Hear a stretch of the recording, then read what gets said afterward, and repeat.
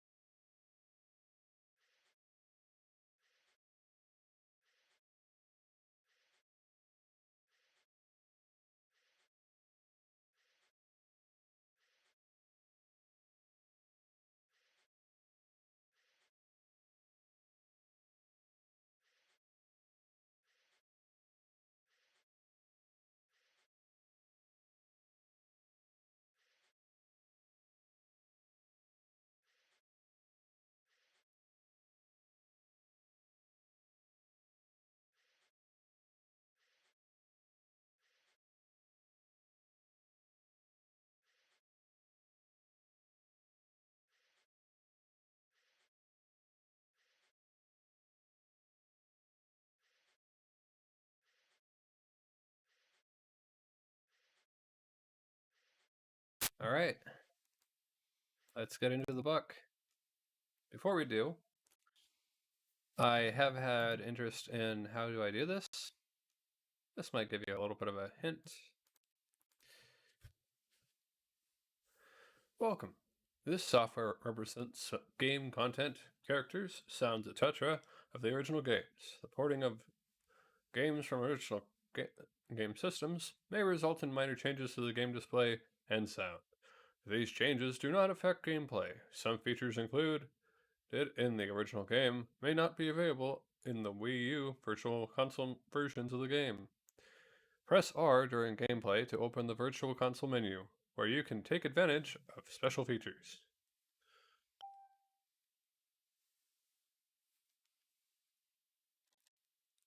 Let's see here.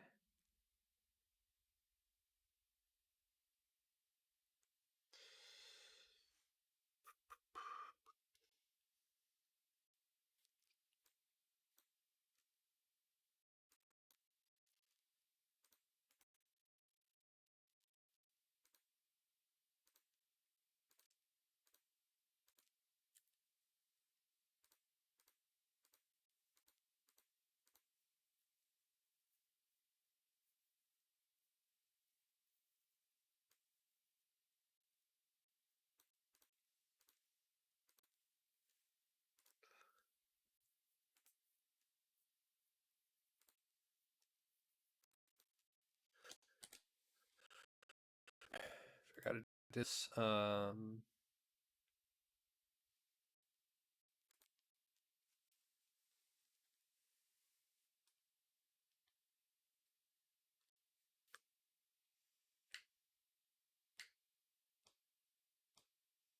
There it is.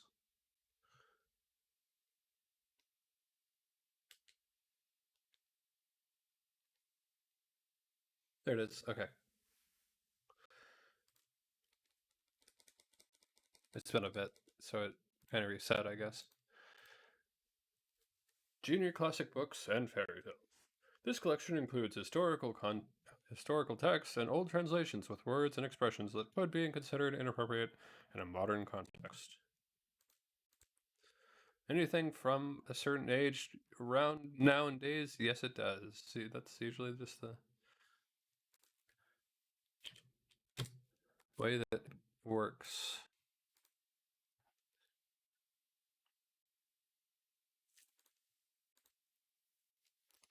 All right.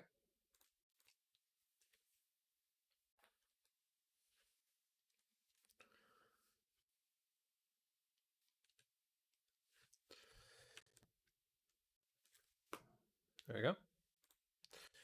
All right.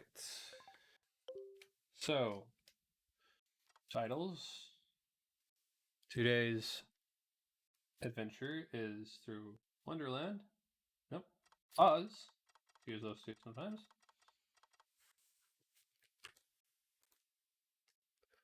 Marvelous Land of Oz.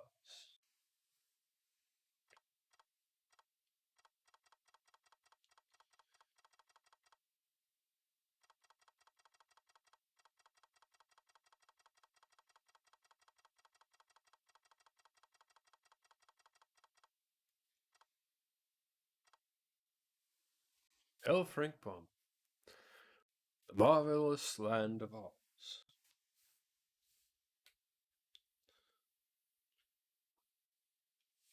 Author's note.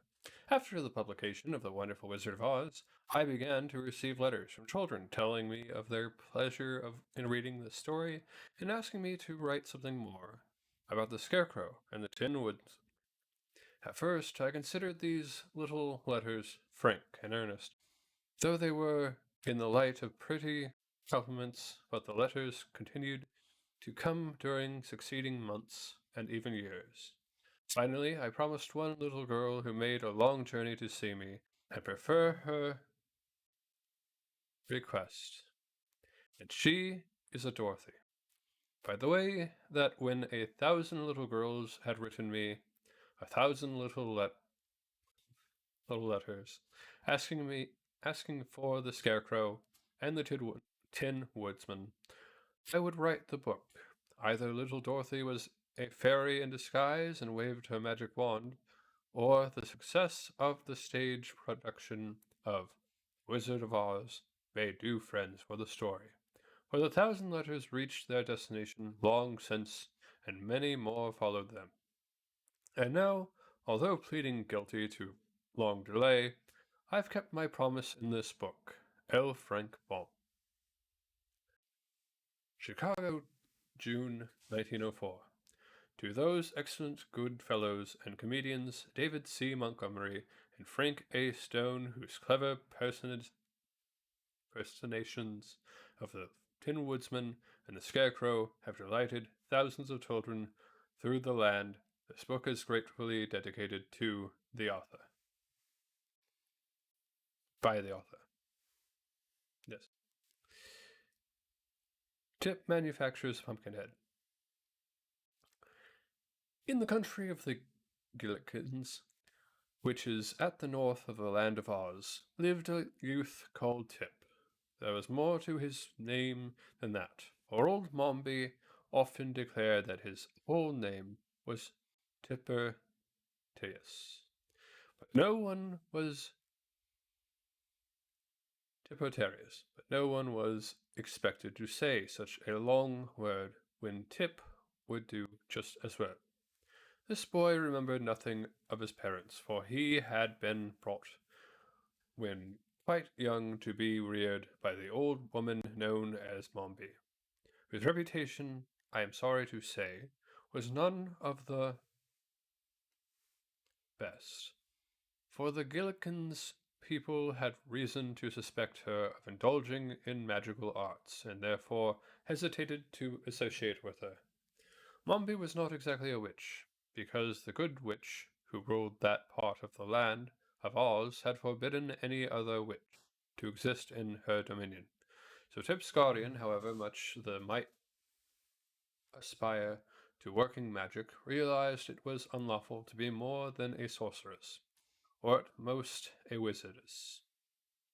Tip was made to carry wood from the forest, that the old woman might boil her pot. He also worked in the cornfields.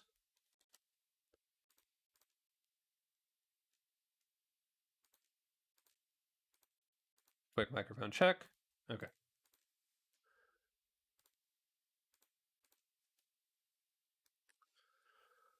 Hoeing and husking, and he fed the pigs and milked the 4-horned cow. That was Mombi's especial pride. But you must not suppose he worked all the time, for he felt that would be bad for him. When sent to the forest, Tip often climbed trees for birds' eggs, or amused himself chasing the fleet white rabbits, or fishing in the brooks with bent pins. Then he would hastily gather his armful of wood and carry it home. And when he was supposed to be working in the cornfields, and the tall stalks hid him from Mombi's view, Tip would often dig in the gopher holes, or, if the mood seized him, lie upon his back between the rows of corn, and take a nap. So, by taking care not to exhaust his strength, he grew as strong and rugged as a boy may be. Mombi's curious magic often frightened her neighbors, and they treated her shyly, yet respectfully, because of her weird powers, but Tip frankly hated her, and took no pains to hide his feelings. Indeed, he sometimes showed less respect for the old woman than he should have done, considering she was his guardian. There were pumpkins in Mombi's cornfields, lying golden red among the rows of green stalks, and these had been planted and carefully tended, that the 4-horned cow might eat of them in the winter time.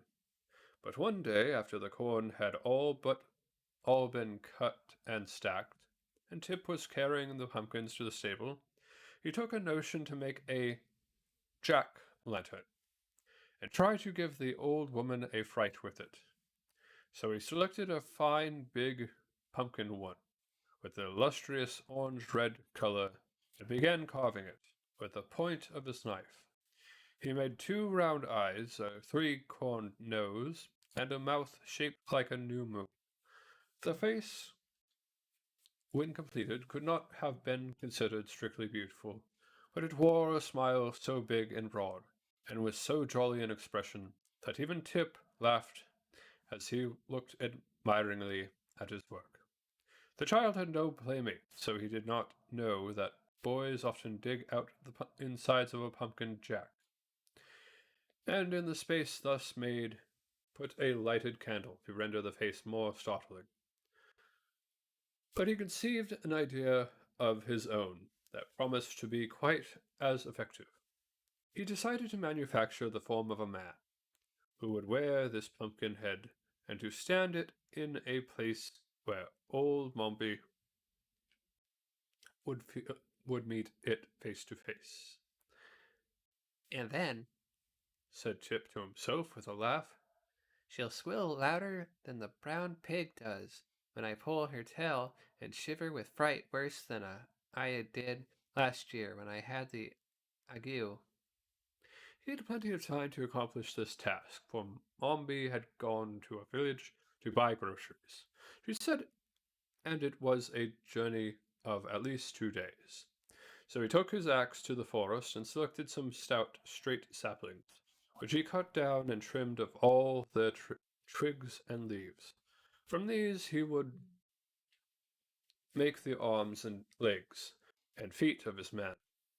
For the body he stripped a sheet of thick bark from around a big tree, and with much labor fashioned it into a cylinder of about the right size, binding the edges together with wooden pegs, then whistling happily as he worked. He carefully jointed the limbs and fastened them to the body with pegs whittled into shape with his knife. By the time this feat had been accomplished, it began to grow dark, and Tip remembered he must milk the cow and feed the pigs. So he picked up his wooden man and carried it back to the house with him. During the evening, by the light of the fire in the kitchen, Tip carefully rounded all the edges of the joints and smoothed the rough places in a neat and workman-like manner. Then he stood the figure up against the wall and admired it. He seemed remarkably tall, even for a full-grown man, but that was a good point in a small boy's eyes, and Tip did not object at all to the size of his creation. Next morning, when he looked at his work again, Tip saw he had forgotten to give the dummy a neck, by means of which he might fasten the pumpkin head to the body. So he went again to the forest, which was not far away, and chopped from a tree several pieces of wood, with which to complete his work. When he returned, he fastened a cross-piece to the upper end of the body, making a hole through the center to hold upright the neck. The bit of wood which formed this neck was also sharpened at the upper end, and when all was ready, Tip put on the pumpkin head, pressing it well down onto the neck, and found that it fitted very well. The head could be turned to one side or the other, as he pleased, and the hinges of the arms and legs allowed him to place the dummy in any position he desired. Now that Declared Tip proudly. is really a very fine man, and it ought to frighten several screeches out of the old Mombi. But it would be much more lifelike if it were properly dressed. To find clothing seemed no easy task, but Tip boldly ransacked the great chest in which Mombi kept all his keepsakes and treasures, and at the very bottom he discovered some purple trousers, a red shirt, and a pink vest, which was dotted with white spots. These he carried away to his man, and succeeded. Although the garments did not fit very well in dressing the creature in a jauntly fashion, some knit stockings belonging to Mombi and a much-worn pair of his own shoes completed the man's apparel. And Tip was so delighted that he danced up and down and laughed aloud in boyish ecstasy. I must give him a name, He cried. So good a man as this must surely have a name, I believe. He added after a moment thought, I will name the fellow Jack Pumpkinhead. the marvelous powder of life. After considering the matter carefully, Tip decided that the best place to locate Jack would be at the bend in the road, a little way from the house. So he started to carry his man there, but found him heavy and rather awkward to handle. After dragging the creature a short distance, Tip stood him on his feet, and by first bending the joints of one leg and then those of the other, at the same time pushing from behind, the boy managed to induce Jack to walk to the bend in the road. It was not accomplished without a few tumbles, and Tip really worked harder than he ever had in the fields or forest.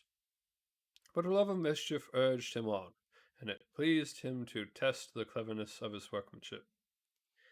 Jack's all right and works fine, He said to himself, panting with the unusual exertion, but just then he discovered the man's left arm had fallen off in the journey, so he went back to find it, and afterward, by whittling a new and stouter pin for the shoulder joint, he repaired the injury so successfully that the arm was stronger than before. Tip also noticed that Jack's pumpkin head had twisted around until it faced his back, but this was easily remedied. When at last the man was set up facing the turn in the path where old Mombi was to appear, he looked natural enough to be a fair imitation of a Gillikin farmer, and unnatural enough to startle anyone that came on him unawares. And it was yet too early in the day to expect the old woman to return home. Tip went down into the valley below the farmhouse and began to gather nuts from the trees that grew there. However, old Mombi returned earlier than usual. She had met a crooked wizard who resided in a lonely cave in the mountains, and had traded several important secrets of magic with him, having in this way secured 3 new recipes, 4 magical powders, and a selection of herbs and wonderful power and potency. She hobbled home as fast as she could, in order to test her new sorceries. So intent was Mombi on the treasures she had gained that when she turned the bend in the road and caught a glimpse of the man, she merely nodded and said, Good evening, sir. But a moment after, noting that the person did not move or reply, she cast a shrewd glance into his face and discovered his pumpkin head elaborately carved by Tip's jackknife. Huh, Said Mombi, giving a sort of grunt. that rascally boy has been playing tricks again. Very good. Very good. I'll beat him black and blue for trying to scare me in this fashion. Angrily she raised her stick to smash in the grinning pumpkin head of the dummy, but a sudden thought made her pause. The uplifted stick left motionless in the air. Why, here's a good chance to try my new Powder, said she, eagerly. and then I can tell whether that crooked wizard has fairly traded secrets or whether he has fooled me as wickedly as I fooled him.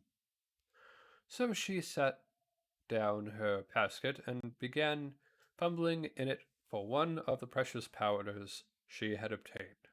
While Mombi was thus occupied, Tip strolled back with his pockets full of nuts, and discovered the old woman standing beside his man, and apparently not the least bit frightened by it.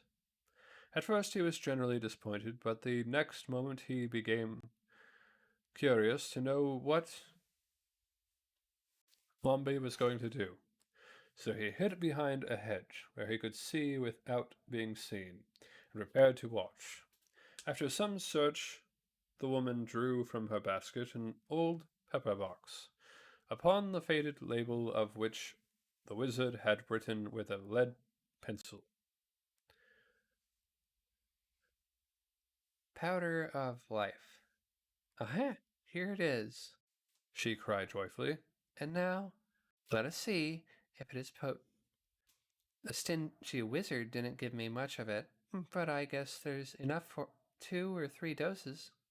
Tip was much surprised when he overheard this speech. Then he saw old Mombi raise her arm and sprinkle the powder from the box over the pumpkin head of his man Jack. She did this in the same way one would pepper a baked potato, and the powder sifted down from Jack's head and scattered over the red shirt and pink waistcoat and purple trousers. Chip had dressed him in, and a portion even fell upon the patched and worn shoes. Then, putting the pepper box back into the basket, Mombi lifted her left hand with its little finger pointed upward and said, "Where?" When she lifted her right hand with the thumb pointed upward and said, "Ta." Then she lifted both hands with all the fingers and thumbs spread out and cried, "Pwah!"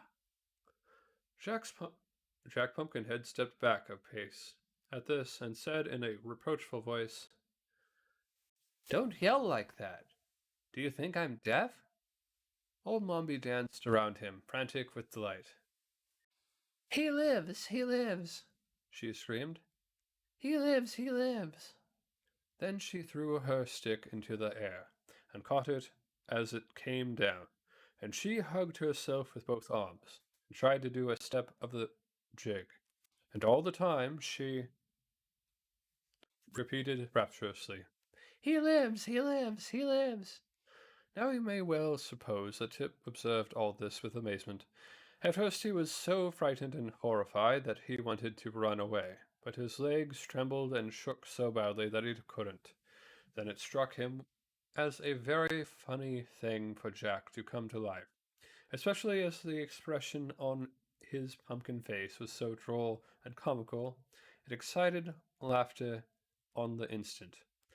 So, recovering from its first fear, Tip began to laugh, and the merry peals reached old Mombi's ears and made her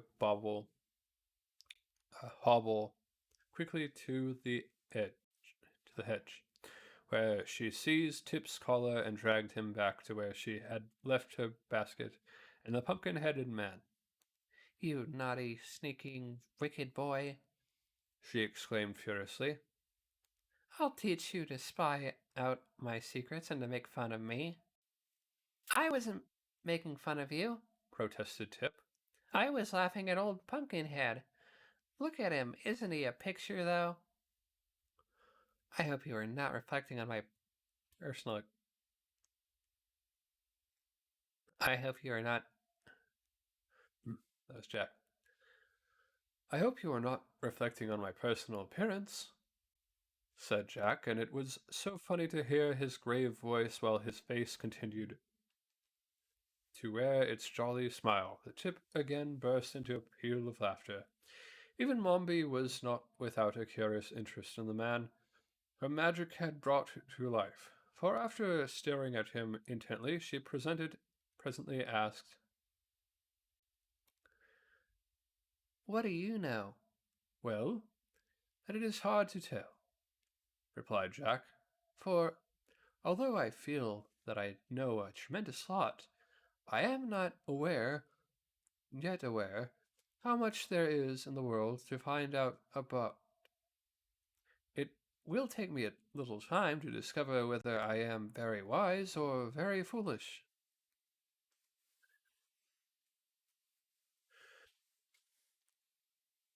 To be sure," said Mombi thoughtfully.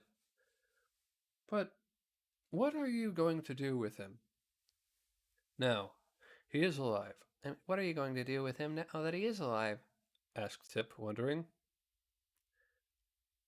"I must think it over," answered Mombi.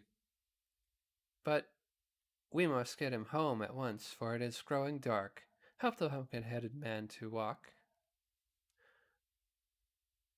Never mind me, said Jack. I can walk as well as you can. Haven't I got legs and feet, and aren't they jointed? Are they? Asked the woman, turning to Tip. Of course they are. Of course they are. I made them myself, returned the boy with pride. So they started for the house, but when they reached the farmyard, old Mombi led the pumpkin man to the cow stable and shut him up in an empty stall, fastening the door securely on the outside. I've got to attend to you first, she said, nodding her head at Tip. Hearing this, the boy became uneasy, for he knew he had a bad and Mombi had a bad and vengeful heart, and would not hesitate to do any evil thing. They entered the house. It was a round, dome-shaped structure, as are nearly all the farmhouses in the land of Oz. Mombi bade the boy light a candle, while she put her basket in a cupboard and hung her cloak on a peg. Tip obeyed quickly, for he was afraid of her. After the candle had been lighted, Mombi ordered him to build a fire in the hearth, and while Tip was thus engaged, the old woman ate her supper. When the flames began to crackle, the boy came to her and asked a share of the bread and cheese, but Mombi refused him. I'm hungry, said Tip in a sulky tone.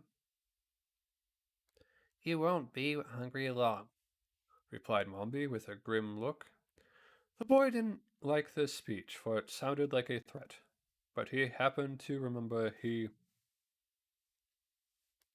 had nuts in his pocket, so he cracked some of those and ate them while the woman rose, shook the crumbs from her apron, and hung above the fire a small black kettle. Then she measured out equal parts of milk and vinegar, and poured them into the kettle. Next, she produced several packets of herbs and powders and began adding a portion of each to the contents of the kettle. Occasionally she would draw near the candle and read from a yellow paper the recipe of the mess she was concocting. As Tip watched her, his uneasiness increased. What is this for? He asked. For you, returned Mombi, briefly. Tip wriggled around upon his stool and stared a while at the kettle, which was beginning to bubble. Then he would glance at the stern and whisked features of the witch, and wish he were any place but in the dim and smoky kitchen, where even the shadows cast by the candle upon the wall were enough to give one of the horrors. So an hour passed away, during which the silence was only broken by the bubbling of the pot and the hissing of the flames. Finally, Tip spoke again. Have I got to drink that stuff? He asked, nodding towards the pot. Yes, said Mombi. What'll it do to me? Asked Tip. If it's properly made, replied Mombi, it will change or transform you into a marble statue. Tip groaned and wiped the perspiration from his forehead with his sleeve. I don't want to be a marble statue, he protested. That doesn't matter. I want you to be one, said the old witch, looking at him severely. What use will I be then? Asked Tip. There won't be anyone to work for you. I'll make the pumpkin head work for me, said Mombi. Again Tip groaned. Why don't you change me into a goat or a chicken? He asked anxiously. You can't do anything with a marble statue. Oh, yes, I can, returned Mombi. I'm going to plant a flower garden next spring, and I'll put you in the middle of it for an ornament. I wonder, I haven't thought of that before. You've been a bother to me for years. At this terrible speech, Tip felt the beads of perspiration starting all over his body, but he sat still and shivered and looked anxiously at the kettle. Perhaps it won't work. He muttered in a voice that sounded weak and discouraged. Oh, I think it will, answered Mombi cheerfully. I seldom make a mistake. Again there was a period of silence, a silence so long and gloomy that when Mombi finally lifted the kettle from the fire, it was close to midnight. You cannot drink it until it has become quite cold, announced the old witch, for in spite of the law she had acknowledged practicing witchcraft. You must both go to bed now, and at daybreak I will call you, and at once complete your transformation into a marble statue. With this she hobbled into her room, bearing the steaming kettle with her, and Tip heard her close and lock the door. The boy did not go to bed, as he had been commanded to do, but still sat glaring at the embers of the dying fire. The flight of the fugitives. Tip reflected. It's a hard thing to be a marble statue, he thought rebelliously. and I'm not going to stand it. For years, I've been a bother to her. She says, so she's going to get rid of me? Well, there's an easier way than to become a statue. No boy could have any fun forever standing in the middle of a flower garden. I'll run away. That's what I'll do. And I may as well go before she makes me drink that nasty stuff in the kettle. He waited until the snores of the old witch announced that she was fast asleep, and then he arose softly and went to the cupboard to find something to eat. No use starting on a journey without food, he decided, searching upon the narrow shelves. He found some crust of bread, but he had to look into Mombi's basket to find the cheese she had brought from the village. While turning over the contents of the basket, he came upon the pepper box, which contained the powder of life. I may as well take this with me, he thought, or Mombi'll be using it to make more mischief with. So he put the box in his pocket, together with the bread and cheese. Then he cautiously left the house and latched the door behind him. Outside, both moon and stars shone brightly, and the light seemed peaceful and inviting, after the close and ill-smelling kitchen.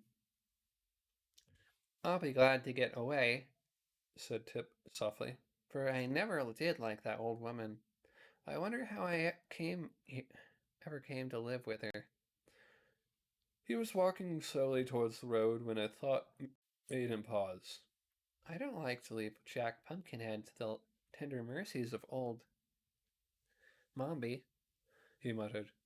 And Jack belongs to me, for I made him even if the old witch did bring him to life. He retraced his steps to the cow stable and opened the door to the stall where the pumpkin-headed man had been left. Jack was standing in the middle of the stall, and by the moonlight, Tip could see that he was smiling just as jovial as ever. Come on, said the boy, beckoning. Where to? asked Jack. You'll know as soon as I do, answered Tip, smiling sympathetically into the pumpkin face. All we've got to do now is to travel. Very well, returned Jack, and walked awkwardly out of the stable and into the moonlight. Tip turned toward the road, and the man followed him. Jack walked with a sort of limp, and occasionally one of the joints of his legs would turn backward instead of frontwise, almost causing him to tumble, but the pumpkin head was quick to notice this. and began to take more pains to step carefully, so that he met with fewer accidents. Tip led him along the path without stopping an instant.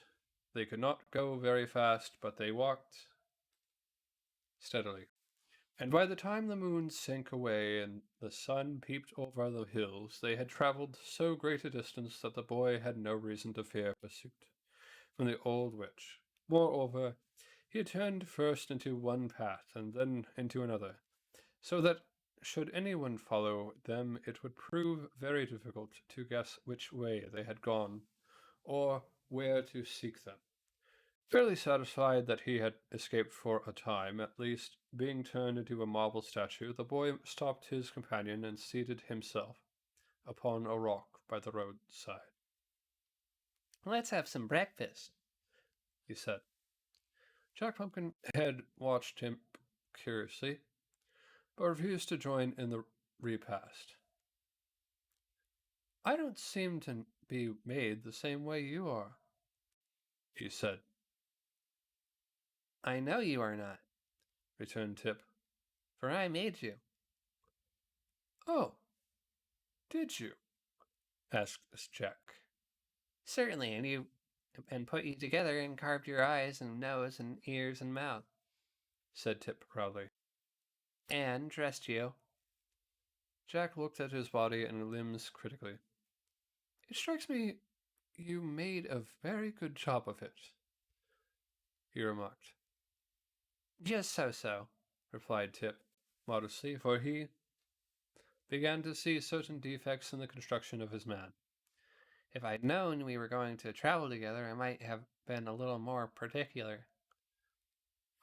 Why then?" said the Pumpkinhead in a tone that expressed surprise. "You must be my creator, my parent, my father."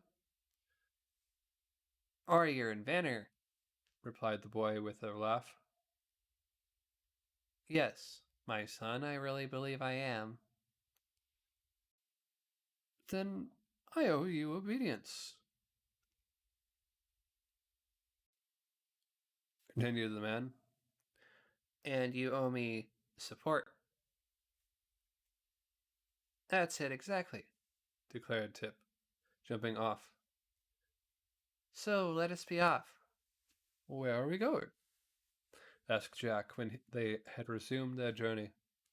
"I'm not exactly sure," said the boy, "but I believe we are headed south, and that will bring us sooner or later to the Emerald City." "What city is that?" inquired the Pumpkinhead. "Why, it's the center of the land of Oz and the biggest town in all the country. I've never been there myself, but I've heard all about its history. It was built by a mighty and wonderful wizard named Oz, and everything there is of green color, just as everything in this country of the Gillikins is of a purple color." "Is everything here purple?" asked Jack. "Of course it is. Can't you see?" returned the boy. "I believe I must be colorblind," said the Pumpkinhead after staring about him. "Well, the grass is purple, and the trees are purple, and the houses and fences are purple," exclaimed Tip. "Even the mud in the roads is purple. But in the Emerald City, everything is green that is purple here. And in the country of the Munchkins over at the east, everything is blue.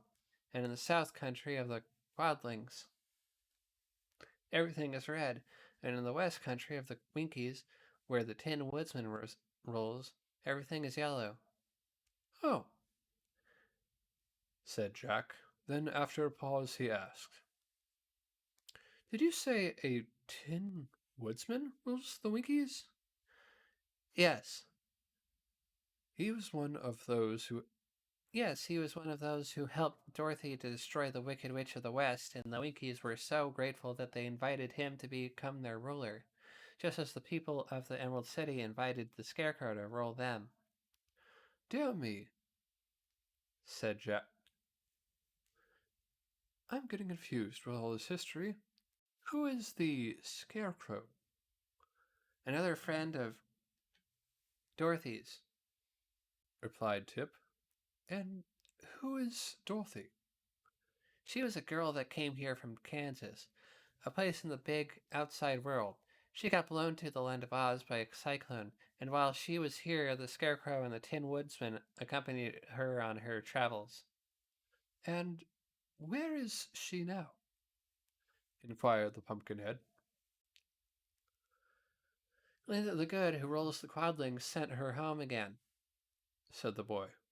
Oh, and what became of the Scarecrow? I told you. He rolls the Emerald City, answered Tip. I thought you said it was ruled by a wonderful wizard, objected Jack, seeming more and more confused. Well, so I did.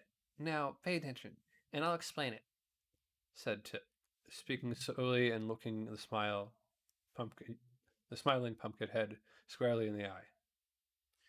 Dorothy went to the Emerald City to ask the wizard to send her back to Kansas, and the Scarecrow and the Tin Woodsman went with her.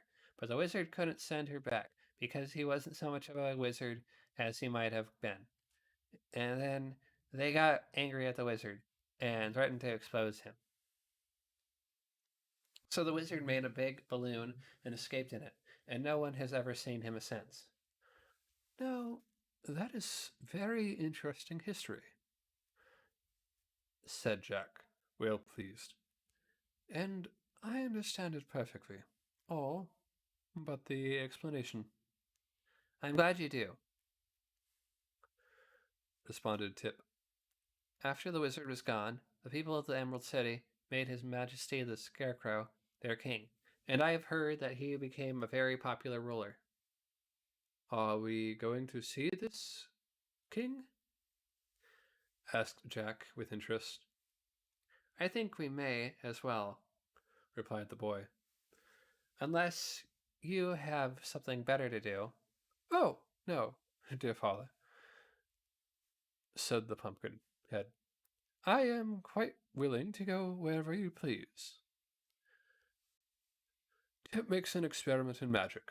The boy, small and rather delicate in appearance, seemed somewhat embarrassed at being called father by the tall, awkward, pumpkin-headed man, but he denied the relationship would involve another long and tedious explanation, so he changed the subject by asking abruptly, Are you tired? Of course not, replied the other.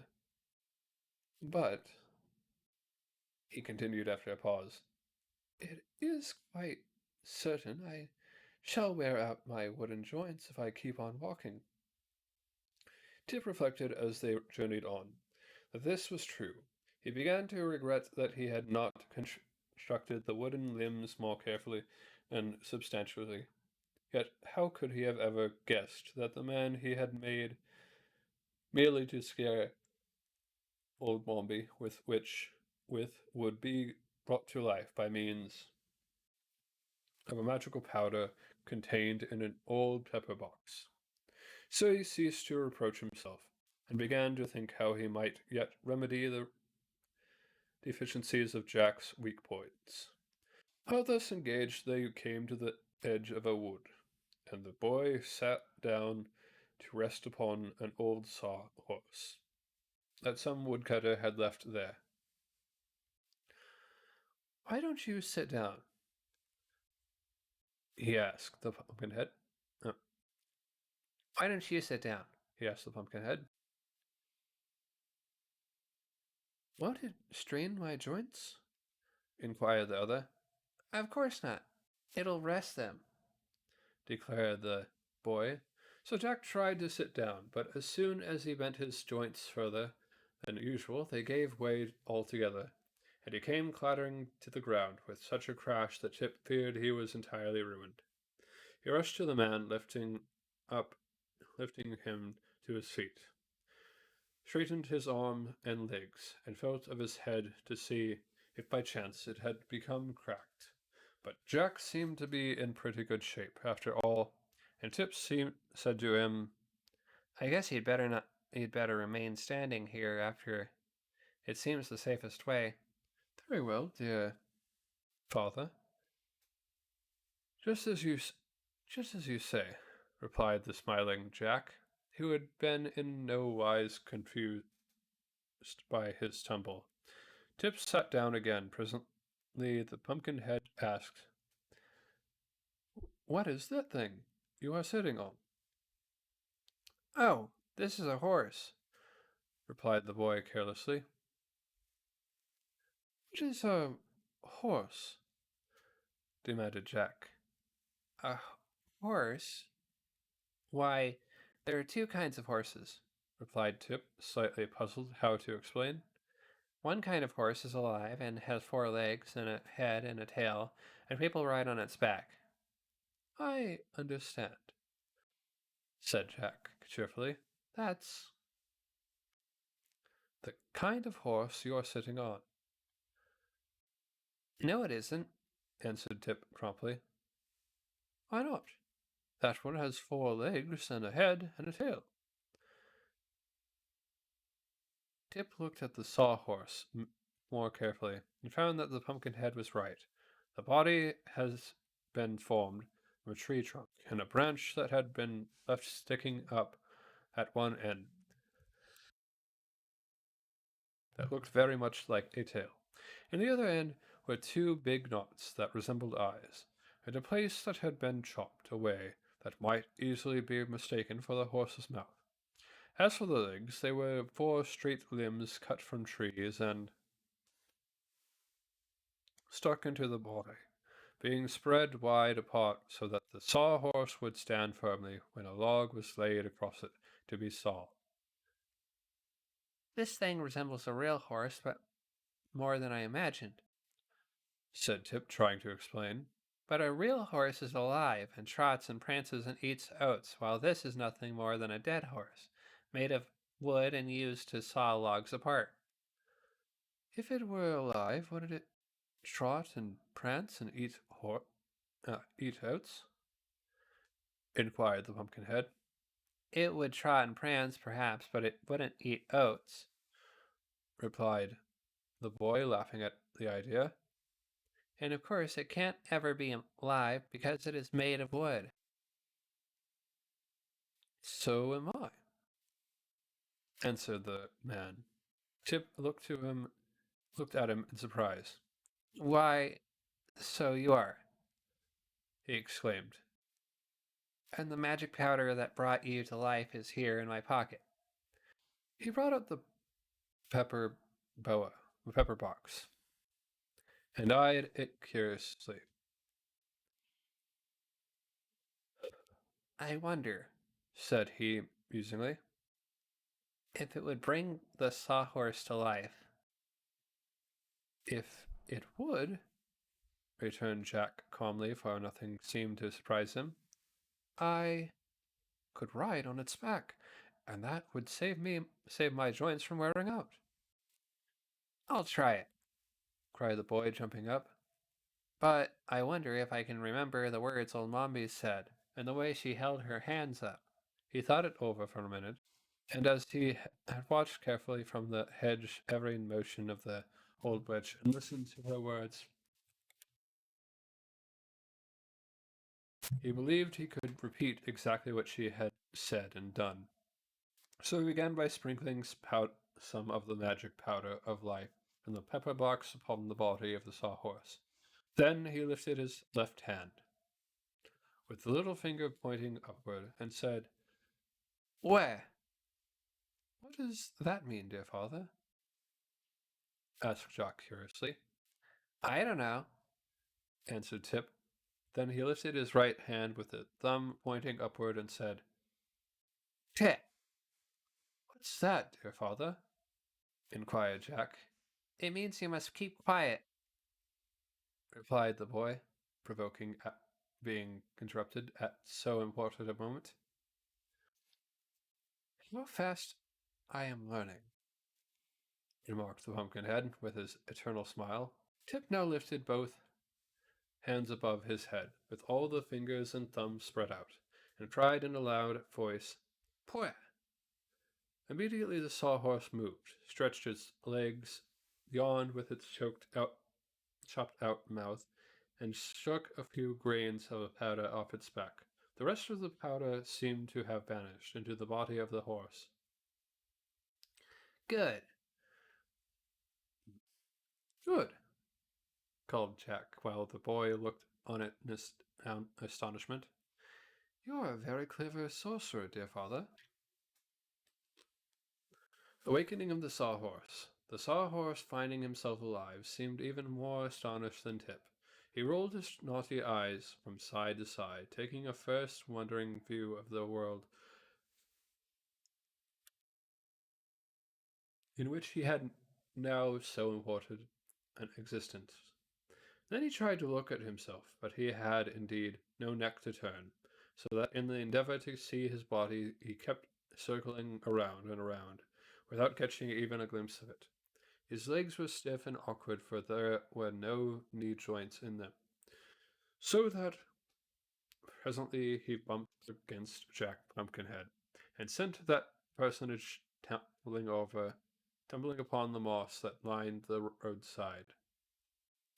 Tip became alarmed at this accident, as well as the persistence of the Sawhorse in prancing around in a circle, so he called out, Whoa, whoa there. The Sawhorse paid no attention whatever to this command, and the next instant brought one of his wooden legs down upon Tip's foot, so forcibly that the boy danced away in pain to a safer distance, from where he again yelled, Whoa, whoa, I say. Jack had now managed to raise himself to a sitting position, and he looked at the Sawhorse with much interest. I don't believe the animal can hear you, he remarked. I shout loud enough, don't I? Answered Tip angrily. Yes, but the horse has no ears, said the smiling Pumpkinhead. Sure enough, exclaimed Tip, noting the fact for the first time. How then am I going to stop him? But at that instant the Sawhorse stopped himself. Having concluded it was impossible to see his own body, he saw Tip, however, and came close to the boy to observe him more fully. It was really comical to see the creature walk, for it moved the legs on its right side together, and those on its left side together, at a pacing horse, as a pacing horse does, and that made its body rock sideways like a cradle. Tip patted it upon the head and said, Good boy, in a coaxing tone, and the Sawhorse pranced away to examine with its bulging eyes the form of Jack Pumpkinhead. I must find a halter for him, said Tip, and having made a search in his pocket, he produced a roll of strong cord. Unwinding this, he approached the Sawhorse and tied the cord around its neck, afterward fastening the other end to a large tree. The Sawhorse, not understanding the action, stepped backward and snapped the string easily, but it made no attempt to run away.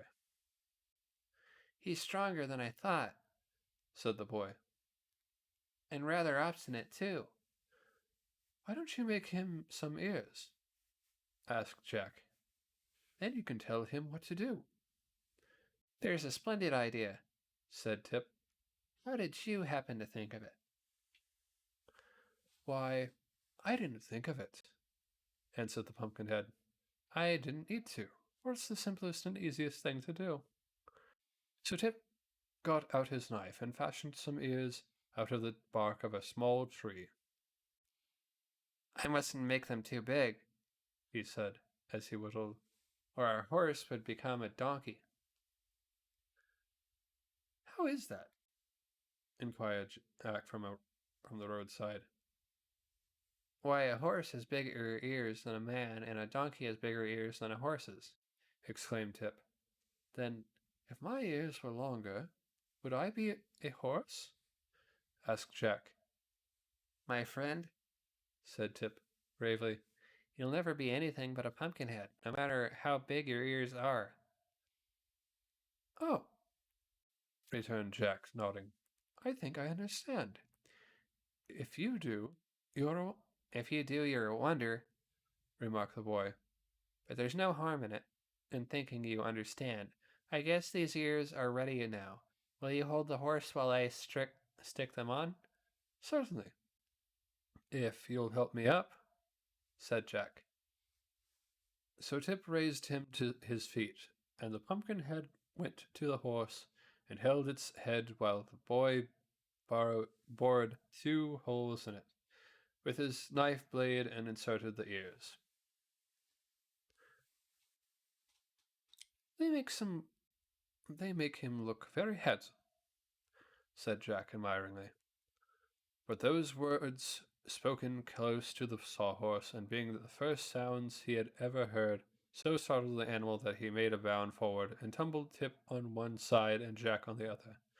Then he continued to rush forward as if frightened by the clatter of his own footsteps. Whoa! Shouted Tip, picking himself up. Whoa, you idiot! Whoa! The sawhorse would probably have paid no attention to this, but just then it stepped a leg into a gopher hole and stumbled head over heels to the ground, where it lay upon its back, frantically waving its 4 legs in the air. Tip ran up to it. You're a nice sort of a horse, I must say, he exclaimed. Why didn't you stop when I yelled, whoa? Does whoa mean to stop? Asked the sawhorse in a surprised voice as it rolled its eyes upward to look at the boy. Take a commercial break and we'll be right back.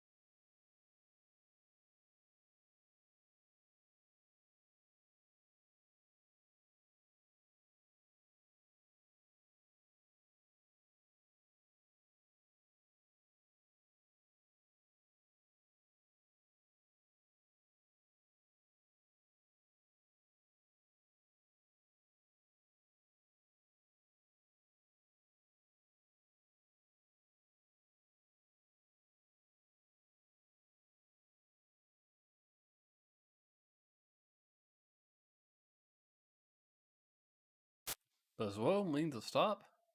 Asked the sawhorse in a surprised voice as it rolled its eyes upward to look at the boy. Of course it does, Answered Tip. And a hole in the ground means to stop also, doesn't it? Continued the horse. To be sure, unless you step over it, said Tip. What a strange place this is, the creature exclaimed, as if amazed. What am I doing here anyway? Why, I brought you to life, answered the boy. But it won't hurt you any if you mind me do as I tell you. Then I will do as you tell me, replied the sawhorse humbly. But what happened to me? A moment ago I don't seem to be just right some way. You're upside down, exclaimed Tip. But just keep those legs still a minute and I'll set you right side up again. How many sides have I? Asked the creature, wondering. Several, said Tip, briefly. But to keep these legs still. But do keep those legs still. The sawhorse now became quiet and held its legs rigid, so that Tip, after several efforts, was able to roll him over and set him upright. Ah, I seem all right now, said the animal with a sigh. One of your ears is broken, Tip announced after a careful examination. I'll have to make a new one. Then he led the sawhorse back to where Jack was vainly struggling to regain his feet, and after assisting the Pumpkinhead to stand upright, Tip whittled out a new ear and fastened it to the horse's head. Now, said he, addressing his steed, pay attention to what I'm going to tell you. Whoa means to stop. Get up means to walk forward. Trot means to go as fast as you can. Understand? I believe I do, returned the horse. Very good. We are all going to on a journey to the Emerald City to see His Majesty, the Scarecrow, and Jack Pumpkinhead is going to ride on your back, so he won't wear out his joints. Well, I don't mind, said the sawhorse. Anything that suits you suits me. Then Tip assisted Jack to get upon the horse. Hold on tight, he cautioned, or you may fall off and crack your pumpkin head. That would be horrible, said Jack with a shudder. What shall I hold on to? Why, hold on to his ears, replied Tip after a moment's hesitation. Don't do that, remonstrated the sawhorse, for then I can't hear. That seemed reasonable, so Tip tried to think of something else. I'll fix it, said he at length. He went into the wood and cut a short length of limb from a young, stout tree. One end of this he sharpened to a point, and then he dug a hole in the back of the sawhorse just behind its head. Next he brought a piece of rock from the road and hammered the post firmly into the animal's back. Stop! Stop! Shouted the horse. You're jarring me terribly. Does it hurt? Asked the boy.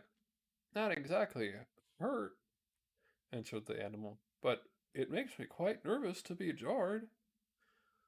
Well, it's all over now, said Tip encouragingly. Now, Jack, be sure to hold fast to this point, and then you can't fall off and get smashed. So Jack held on tight, and Tip said to the horse, Get up. The beating creature at once walked forward, rocking from side to side as he raised his feet from the ground. Tip walked beside the sawhorse, quite content with this addition to their party. Presently he began to whistle. What does that sound mean? Asked the horse. Don't pay any attention to it, said Tip. I'm just whistling, and that only means I'm pretty well satisfied. I'd whistle myself if I could push my lips together, remarked Jack. I fear, dear father, that in some respects I am sadly lacking. After journeying on for some distance, the narrow path they were following turned into a broad roadway, paved with yellow brick. By the side of the road, Tip noticed a signpost that read 9 miles to the Emerald City. But it was now growing dark, so he decided to camp for the night by the roadside and to resume the journey next morning by daybreak. He led the sawhorse to a grassy mound, upon which grew several bushy trees, and carefully assisted the Pumpkinhead to alight. I think I'll lay you upon the ground overnight, said the boy. You'll be safer that way. How about me? Asked the sawhorse. It won't hurt you to stand, replied Tip. And as you can't sleep, you may as well watch out and see that no one comes near to disturb us. Then the boy stretched himself upon the grass beside the Pumpkinhead, and being greatly wearied by the journey, was soon fast asleep. Jack Pumpkinhead's ride to the Emerald City. At daybreak, Tip was awakened by the Pumpkinhead. He rubbed the sleep from his eyes, bathed in a little brook, and then ate a portion of his bread and cheese. Having thus prepared for a new day, the boy said, Let us start at once. 9 miles is quite a distance, but we ought to reach the Emerald City by noon, if no accidents happen. So the Pumpkinhead was again perched upon the back of the sawhorse, and the journey was resumed. Tip noticed that the purple tint of the grass and trees had now faded to a dull lavender, and before long this lavender appeared to take on a greenish tinge that gradually brightened as they drew near to the great city where the Scarecrow ruled. The little party had travelled but a short 2 miles upon their way when the road of yellow brick was parted by a broad and swift river. Tip was puzzled how to cross over, but after a time he discovered a man in a ferry boat, approaching from the other side of the stream. When the man reached the bank, Tip asked, Will you row us to the other side? Yes, if you have money, returned the ferryman, whose face looked cross and disagreeable.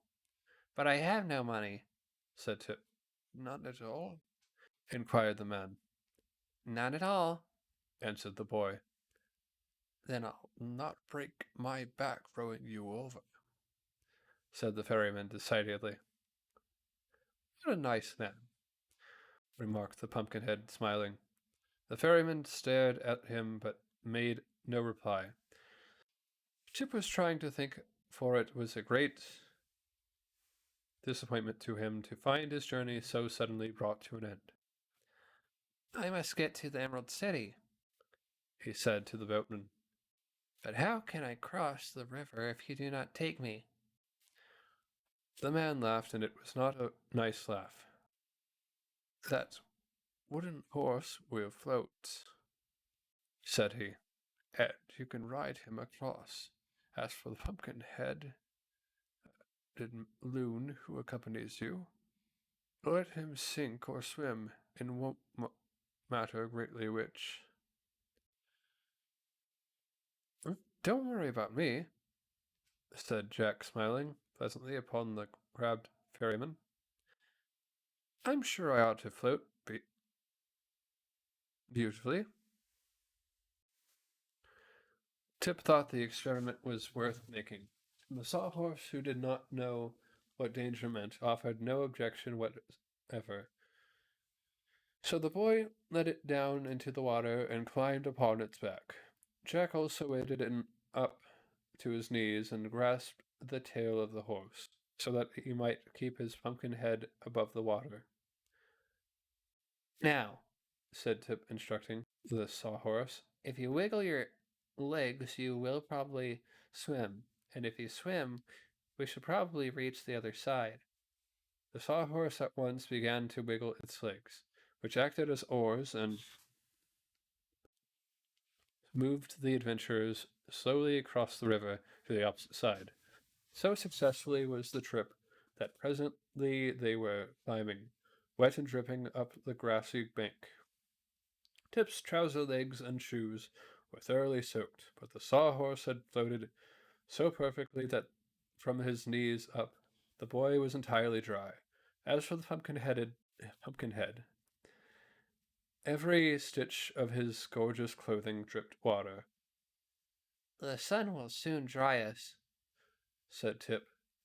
and anyhow, we are now safely across in spite of the ferryman, and can continue our journey. I didn't mind swimming at all. I didn't. I didn't mind swimming at all, remarked the horse. Nor did I, added Jack. They soon regained the road of yellow brick, which proved to be a continuation of the road they had left on the other side, and then Tip once more mounted the Pumpkinhead upon the back of the sawhorse. If you ride fast, Said he, the wind will help to dry your clothing. I will hold on to the horse tail and run after you. In this way, we all will become dry in a very short time. Then the horse must step lively, said Jack. I'll do my best, returned the sawhorse. Cheerfully, Tip grasped the end of the branch that served as tail to the sawhorse, and called loudly, Get up. The horse started at a good pace, and Tip followed behind. Then he decided they could go faster, so he shouted, Trot. Now the sawhorse remembered that this word was the command to go as fast as he could, so he began rocking along the road at a tremendous pace, and Tip had hard work. Tip had hard work running faster than he ever had before in his life to keep his feet. Soon he was out of breath, and although he wanted to call "Whoa" to the horse, he found he could not get the word out of his throat. Then the end of the tail he was clutching, being nothing more than a dead branch, suddenly broke away, and the next minute the boy was sprawling in the dust of the road, while the horse and its pumpkin-headed rider dashed on and quickly disappeared in the distance. By the time Tip had picked himself up and cleared the dust from his throat, so he could say, "Whoa," there was no further need of saying it, for the horse was long since out of sight. So he did the only sensible thing he could do. He sat down and took a good rest, and afterward began walking along the road. Sometime we will surely overtake them, He reflected. for the road will end at the gates of the Emerald City, and they can go no further than that. Meantime, Jack was holding fast to the post, and the sawhorse was tearing along the road like a racer. Neither of them knew Tip was left behind, for the Pumpkinhead did not look around, and the sawhorse couldn't as he rode. Jack noticed that the grass and trees had become a bright emerald green in color, so he guessed they were nearing the Emerald City even before the tall spires and domes came into sight. At length, a high wall of green stone, studded thick with emeralds, loomed up before them, and fearing the sawhorse would not know enough to stop, and so might smash them both against the wall, Jack ventured to cry, "Whoa!" as loud as he could. So suddenly did the horse obey that had it not been for his post, Jack would have been pitched off head foremost, and his beautiful face ruined. "That was a fast ride, dear father," he exclaimed, and then, hearing no reply, he turned around and discovered for the first time that Tip was not there. The apparent desertion puzzled the Pumpkinhead and made him uneasy, and while he was wondering what he had become of the boy and what he ought to do next upon under such trying circumstances, the gateway in the green wall opened and a man came out.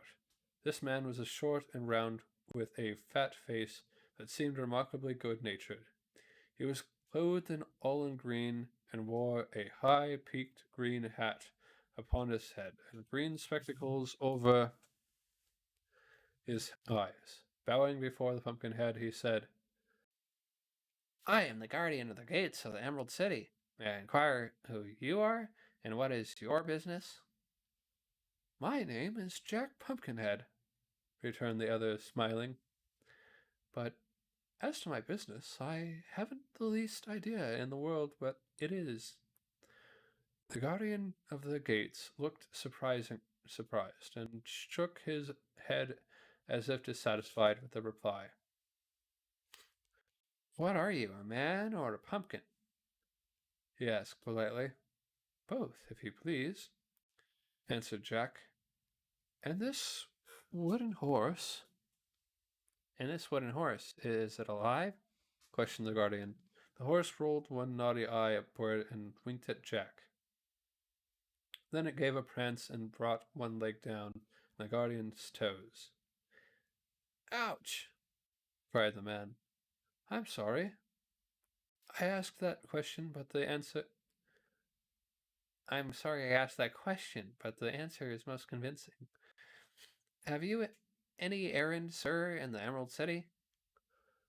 It seems to me that I have, replied the Pumpkinhead, seriously, but I cannot think what it is. My father knows all about it, but he is not here. This is a strange affair, very strange, declared the guardian. But you seem harmless. Folks do not smile so delightfully when they mean mischief. As for that, asked Jack, I cannot help my smile, for it is carved on my face with a jackknife.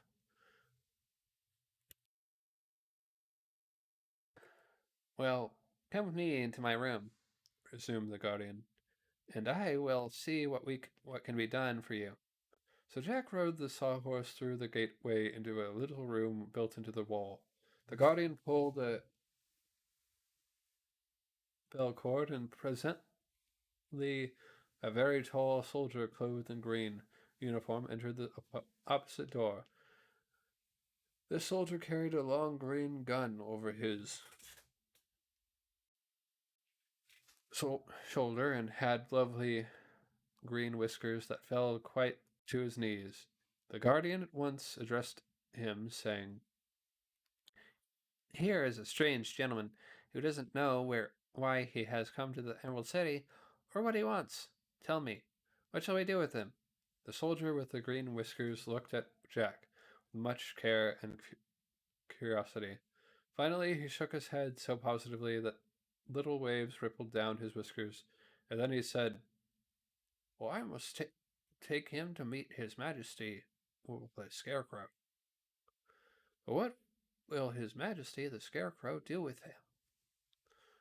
Asked the guardian of the gates. That is His Majesty's business, returned the soldier. I have troubles enough of my own. All outside troubles must be returned over to His Majesty, so put the spectacles on this fellow, and I'll take him to the royal palace.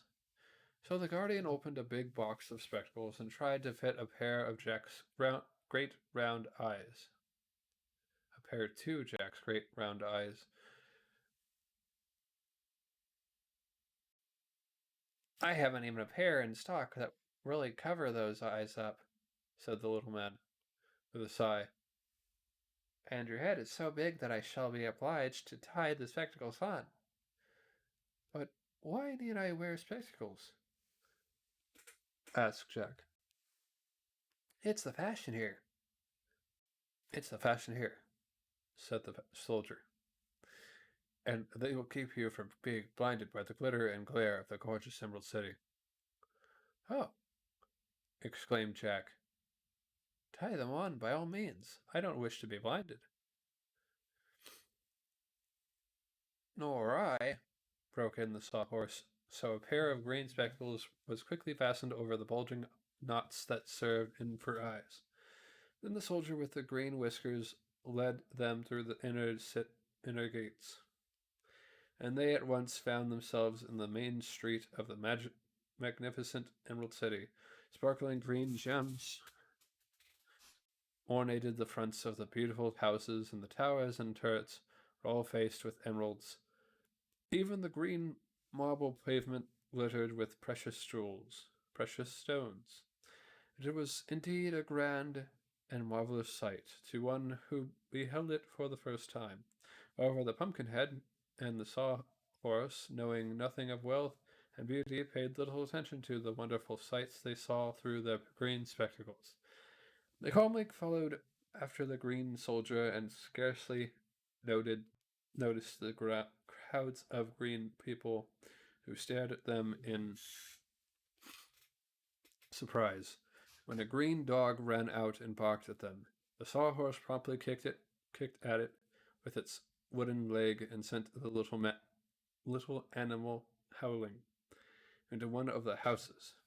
But nothing more serious than this happened to interrupt their progress to the royal palace.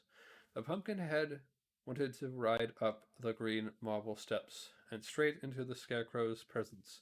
The soldier would not permit that, so Jack dismounted with much difficulty, and a servant led the Sawhorse around to the rear, where the soldier with the green whiskers escorted the Pumpkinhead into the palace by the front entrance. The stranger was left in a handsomely furnished waiting room, while the soldier went to announce him. It so happened that at this hour his Majesty was at leisure and greatly bored for want of something to do. So he ordered his visitor to be shown at once into his throne room. Jack felt no fear or embarrassment at meeting the ruler of this magnificent city, for he was entirely ignorant of all worldly customs. But when he entered the room and saw for the first time His Majesty the Scarecrow seated upon his glittering throne, he stopped short in amazement. His Majesty the Scarecrow. I suppose every reader of this book knows what a scarecrow is, but Jack Pumpkinhead, never having seen such a creation, was more surprised at meeting the remarkable king of the Emerald City than by any other one experience of his brief life. His Majesty, the Scarecrow, was dressed in a suit of faded blue clothes, and his head was merely a small sack stuffed with straw, upon which eyes, ears, a nose, and a mouth had been rudely painted to represent a face. The clothes were also stuffed with straw, and that so unevenly or carelessly that his Majesty's legs and arms seemed more bumpy than was necessary. Upon his hands were gloves with long fingers, and these were padded with cotton. Wisps of straw stuck out from the monarch's coat, and also from his neck and boot tops. Upon his head he wore a heavy golden crown, set thick with sparkling jewels, and the weight of his crown caused his brow to sag in wrinkles, giving a thoughtful expression to the painted face. Indeed, the crown alone betokened majesty, and all else. But the Scarecrow King was but a simple scarecrow, flimsy, awkward, and unsubstantial. But if the strange appearance of His Majesty the Scarecrow seemed startling to Jack, no less wonderful was the form of this pumpkin head. To the Scarecrow, the purple trousers and pink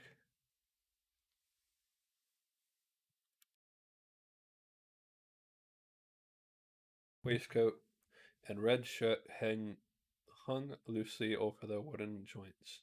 Tip had manufactured, and the card face on the pumpkin grinned perpetually, as if it were considered life the jolliest thing imaginable.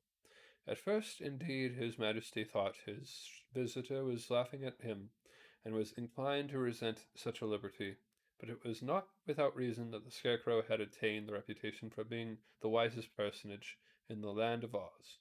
He made a more careful examination of his visitor, and soon discovered that Jack's features were carved into a smile, and that he could not look grave if he wished to. The king was the first to speak. After regarding Jack for some minutes, he said in a tone of wonder, "Where on earth did you come from, and how do you happen to be alive?" "I beg your Majesty's pardon," returned the Pumpkinhead, "but I do not understand you." What don't you understand?" asked the Scarecrow. "Why, I don't under why, I don't understand your language. You see, I come from the country of the Gillikins, so that I am a foreigner."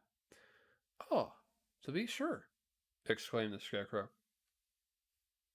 "I myself speak the language of the Munchkins, which is also the language of the Emerald City, but you, I suppose, speak the language of the Pumpkinheads."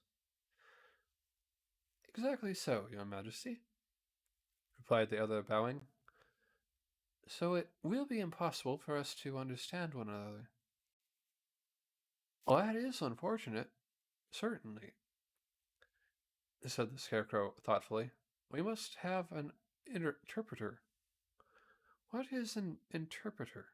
asked Jack. "A person who understands both my language and your own. When I say anything, the interpreter can tell you what I mean, and when you say anything, the interpreter can tell me what you mean, for the interpreter can speak both languages as well as understand them." "That is certainly clever," said Jack, greatly pleased at finding so simple a way out of the difficulty. So the Scarecrow commanded the soldiers with the green whiskers to search among his people until he found one who understood the language of the Gillikins as well as the language of the Emerald City, and to bring that person to him at once. When the soldier had departed, the Scarecrow said,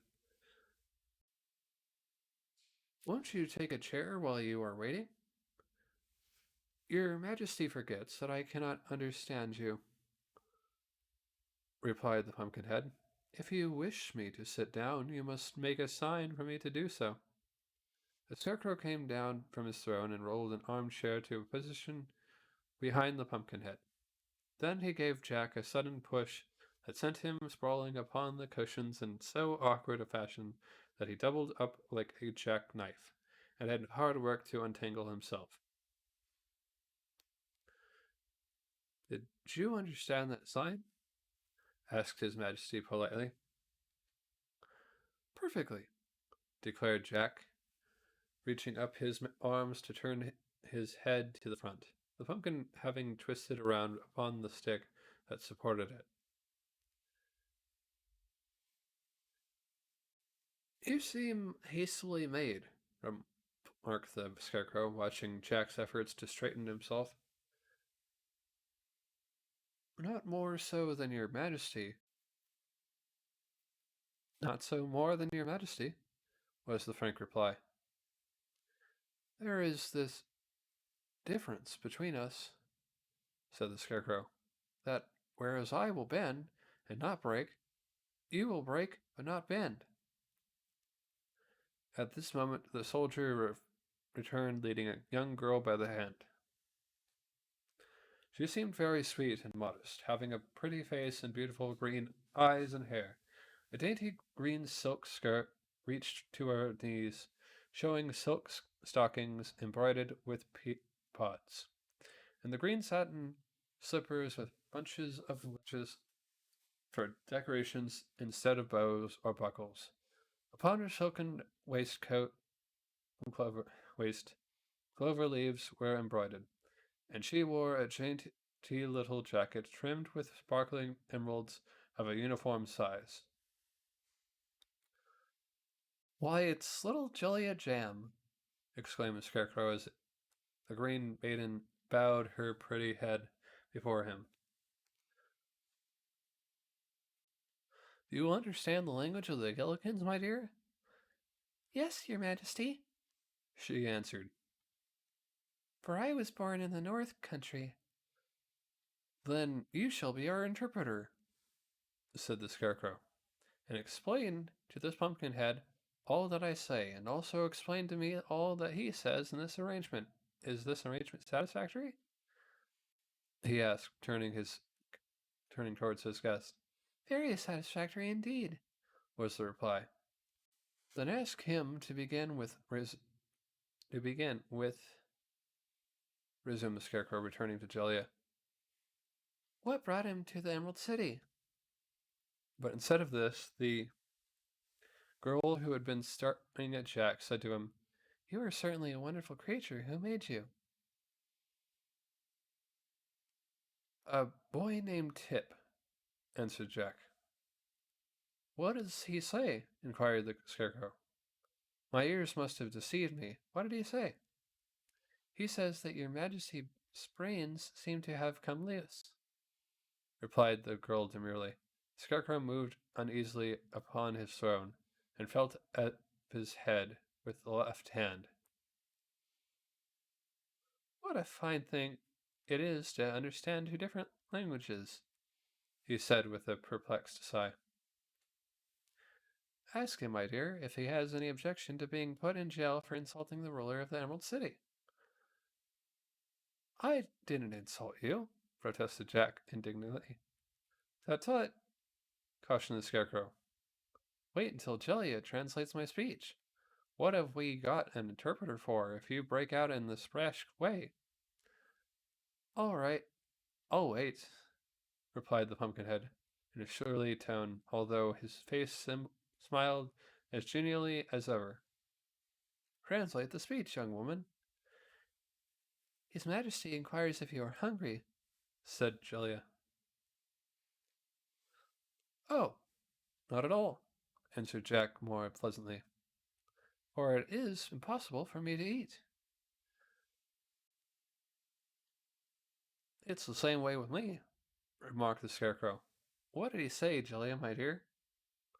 He asked if you were aware that one of your eyes is painted larger than the other, said the girl mischievously. Don't you believe her, your majesty? cried Jack. Oh, I don't, answered the Scarecrow calmly, then casting a sharp look at the girl he asked,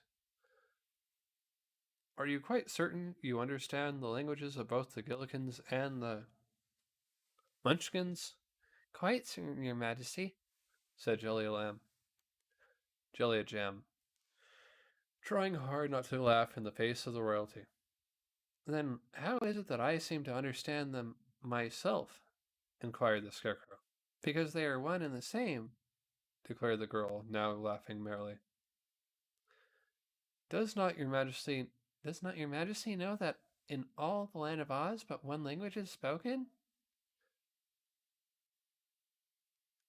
It is indeed so, cried the Scarecrow, much relieved to hear this. Then I might easily have been my own interpreter. It was all my fault, your majesty, said Jack, looking rather foolish. I thought we would most surely speak different languages since we came from different countries.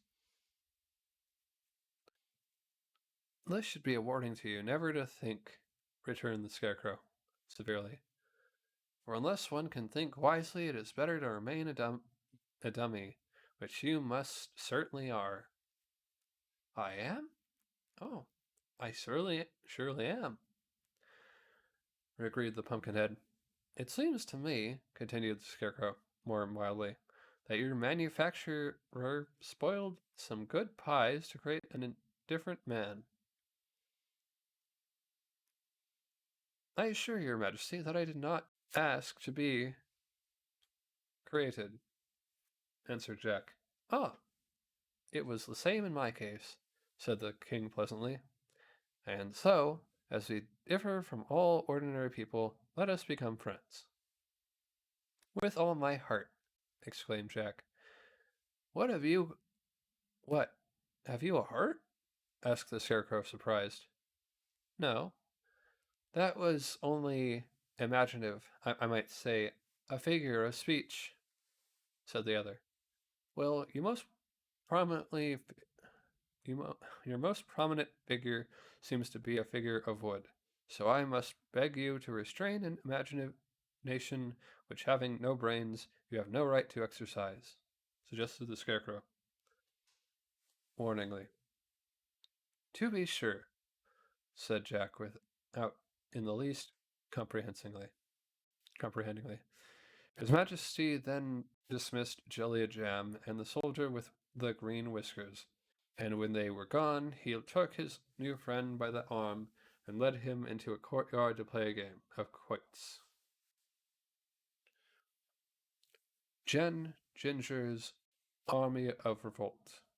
Tip was so anxious to rejoin his man, Jack, in the Sawhorse that he walked a full half the distance to the Emerald City without stopping to rest. Then he discovered that he was hungry, and the crackers and cheese he had provided for the journey had all been eaten. While wondering what he should do in this emergency, he came upon a girl sitting by the roadside. She wore a costume that struck the boy as being remarkably brilliant, her silken waist being of emerald green, and skirt of 4 distinct colors: blue in front, yellow at the side, red at the back, and purple at the right side. Fastening the waist in front were 4 buttons, the top one blue, the next one yellow, and a third red, and the last purple. The splendor of this dress was almost barbaric. So Tip was fully justified in staring at the gown for some moments before his eyes were attracted by the pretty face above it. Yes, the face was pretty enough, he decided, but it wore an expression of discontent, doubled to a shade of defiance or audacity. While the boy stared, the girl looked upon him calmly.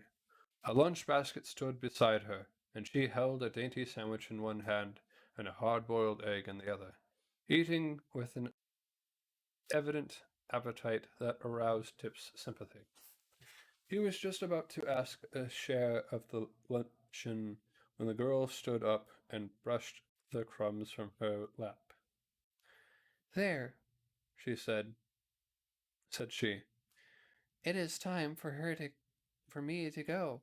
Carry that basket for me, and help yourself to its contents if you are hungry. Tip seized the basket eagerly and began to eat, following for a time the strange girl without bothering to ask questions. She walked along before him with swift strides, and there was about her an air of decision, an importance that led him to suspect she was some great personage. Finally, when he had satisfied his hunger, he ran up beside her and tried to keep pace with her swift footsteps. A very difficult feat, for she was much taller than he, and evidently in a hurry. Thank you very much for the sandwiches, said Tip as he trotted along. May I ask your name? I am General Ginger, was the brief reply. Oh, said the boy, surprised. What sort of a general? I command the army of revolt in this war, answered the general with unnecessary sharpness. Oh, he again exclaimed. I didn't know there was a war. You were not supposed to know it, she returned, for we have kept it a secret, and considering that our army is composed entirely of girls, she added with some pride, it is surely a remarkable thing that our revolt is not yet discovered. It is indeed, acknowledged Tip. But where is your army? About a mile from here, said General Ginger. The forces The forces have assembled from all parts of the land of Oz at my express command, for this is the day we are to conquer His Majesty the Scarecrow, and wrest from him the throne. The army of revolt only awaits my command, my coming to march upon the Emerald City. Well, declared Tip, drawing a long breath. This is certainly a surprising thing. May I ask why you wish to conquer His Majesty the Scarecrow? Because the Emerald City has been ruled by men long enough, for one reason, said the girl. Moreover, the city glitters with beautiful gems which might far better be used for rings, bracelets, and necklaces. And there is enough more money in the king's treasury to buy every girl in our army a dozen new gowns. So we intend to conquer the city and run the government to suit ourselves. Ginger spoke these words with an eagerness and decision that proved she was in earnest. But war is a terrible thing, said Tip thoughtfully. This war will be pleasant, replied the girl cheerfully. Many of you will be slain, continued the boy in an odd voice. Oh no, said Ginger. What man would oppose a girl or dare to harm her? And there is not an ugly face in my entire army. Tip laughed. But you are right, and perhaps you are right, said he. But the guardian of the gate is considered a faithful guardian, and the king's army will not let the city be conquered without a struggle.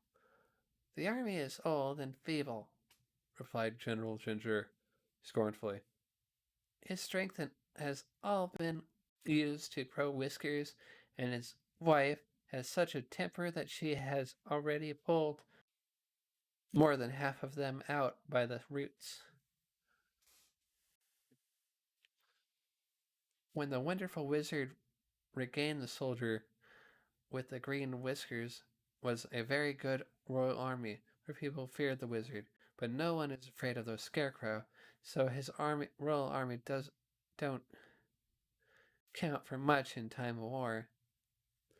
After this conversation, they proceeded some distance in silence, and before long reached a large clearing in the forest, where fully 400 young women were assembled. These were laughing and talking together as gaily as if they had gathered for a picnic instead of a war of conquest. They were divided into 4 companies, and Tip noticed that all were dressed in costumes, similar to that worn by General Ginger. The only real difference was that while those girls were from the Munchkin country, had the blue strip in front of their skirts, these from the country of the Quadlings had the red strip in front. And those from the country of the Winkies had the yellow strip in front, and the Gillikins girls were the purple strip in front. All had green waist, representing the Emerald City they intended to conquer, and the top button on each waist indicated by its color which country the wearer came from. The uniforms were jaunty and becoming, and quite effective when massed together. Tip thought this strange army bore no weapons whatever, but in this he was wrong, for each girl had stuck through the knot of her back hair 2 long glittering knitting needles. General Ginger immediately mounted the stump of a tree and addressed her friends. Friends, fellow citizens, and girls, she said, we are about to begin our great revolt against the men of Oz. We march to conquer the Emerald City, to dethrone the Scarecrow, king, to acquire thousands of gorgeous gems, to rifle the royal treasury, and to obtain power over our former oppressors. Hurrah! Said those who had listened, but Tip thought most of the army was too much engaged in chattering to pay attention to the words of the general. The command to march was now given, and the girls formed themselves into 4 bands, or companies, and set off with eager strides towards the Emerald City. The boy followed after them, carrying several baskets and wraps and packages which various members of the army of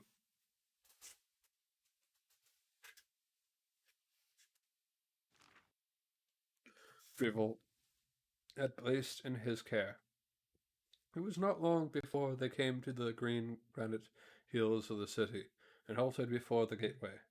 The guardian of the gate at once came out and looked at them curiously, as if a circus had come to town. He carried a bunch of keys swung around his neck by a golden chain. His hands were thrust carelessly into his pockets, and he seemed to have no idea at all that the city was threatened by rebels. Speaking pleasantly to the girls, he said, "Good morning, my dears. What can I do for you?" "Surrender instantly," answered General Ginger, standing before him and frowning as terribly as her pretty face would allow her to. "Surrender?" echoed the man, astounded. "Why, it's impossible. It's against the law. I never heard of such a thing in my life."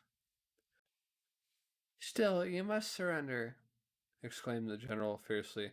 "We are revolting." "You don't look it," said the guardian, gazing from one to another admiringly. "But we are," cried Ginger, stamping her foot impatiently. "and we mean to conquer the Emerald City." "Good gracious," returned the surprised guardian of the gates. "What a nonsensical idea! Go home to your mothers, my good girls, and milk the cows and bake the bread. Don't you know it's a dangerous thing to conquer a city?" "We are not afraid," responded the general, and she looked so determined that it made the guardian uneasy. So he rang the bell for the soldier with the green whiskers, and next minute was sorry he had done so, for immediately he was surrounded by a crowd of girls who drew the knitting needles from their hair and began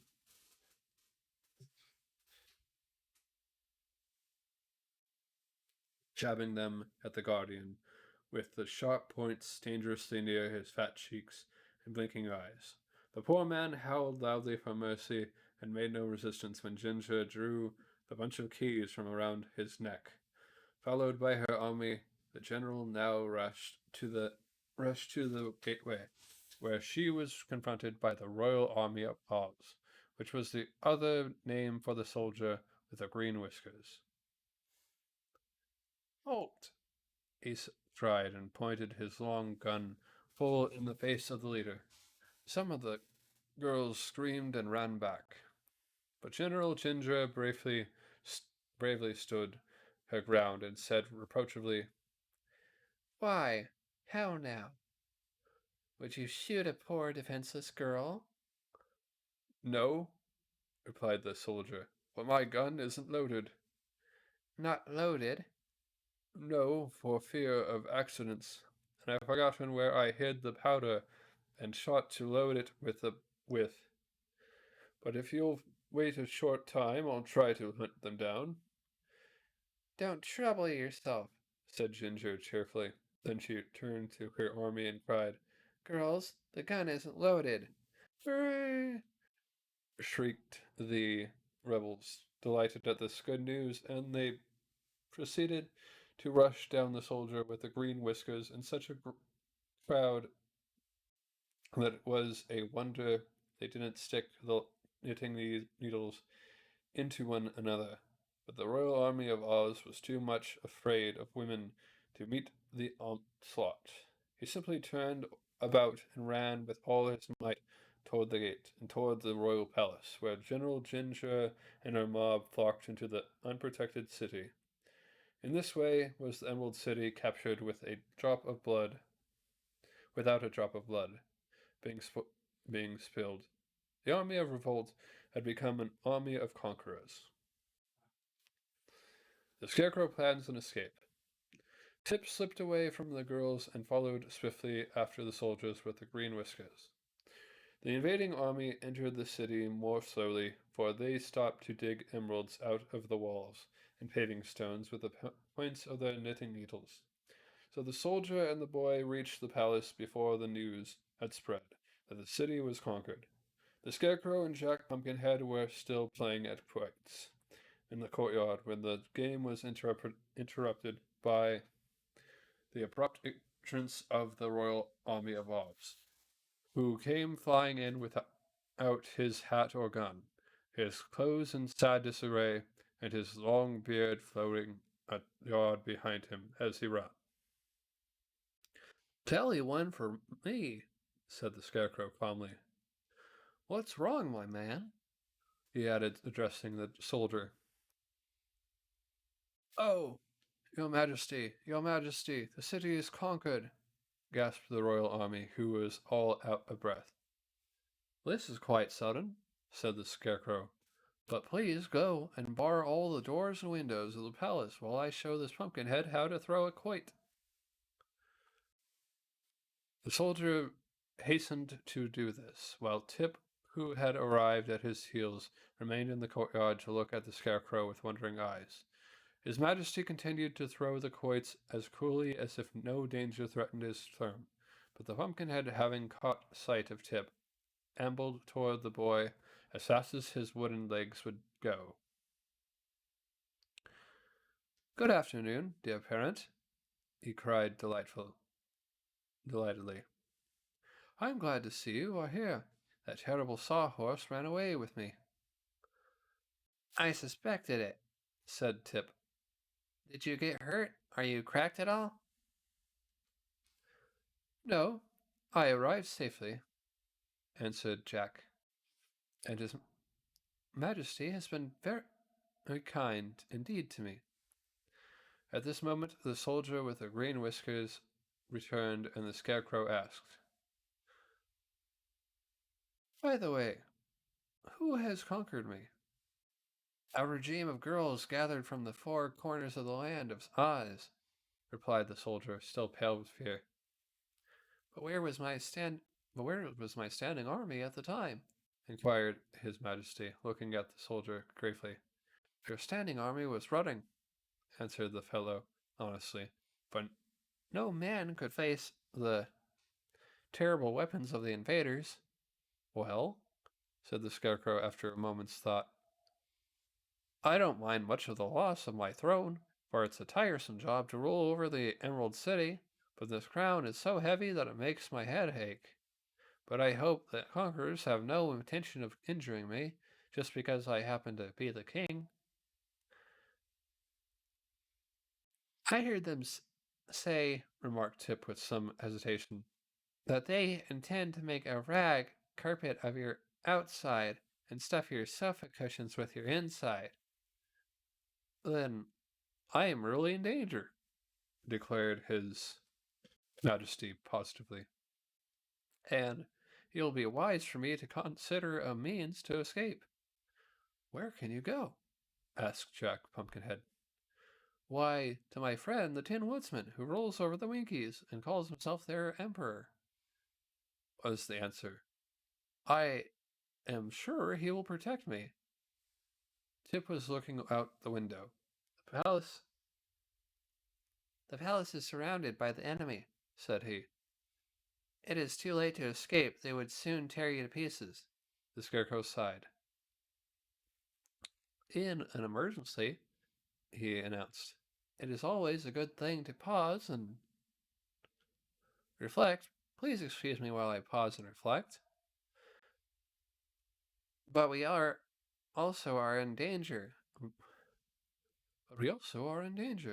said the Pumpkinhead anxiously. If any of those girls understand cooking, my end is not far off. Nonsense, exclaimed the Scarecrow. They're too busy to cook, even if they know how.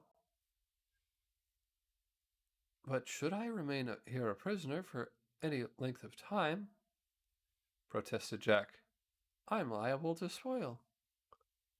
Ah, then you would not be fit to associate with,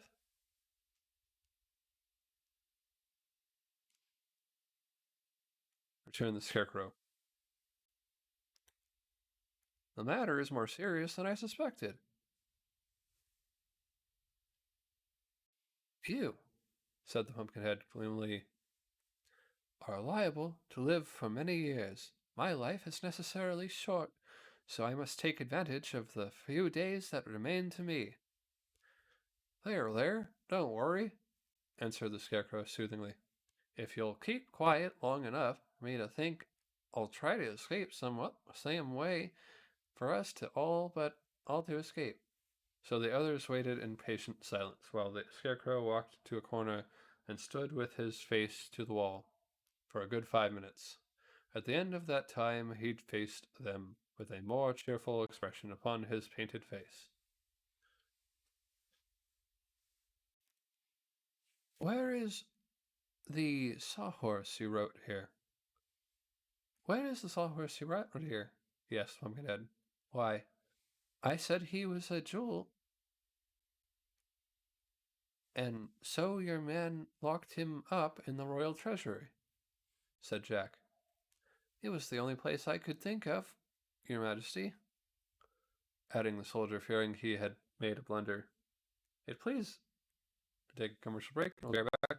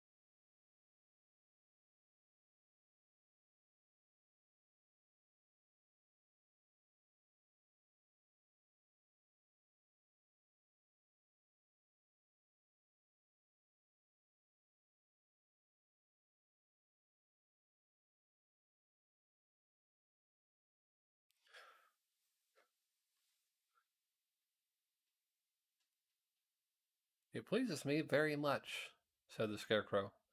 Has the animal been fed? Oh, yes, I gave him a heaping peck of sawdust. Excellent, cried the Scarecrow. Bring the horse here at once. The Scarecrow hastened away, and presently they heard the clattering of the horse's wooden legs upon the pavement as he was led into the courtyard. His Majesty, regarding the steed critically, he doesn't seem especially graceful, he remarked, musing. But I suppose he can run.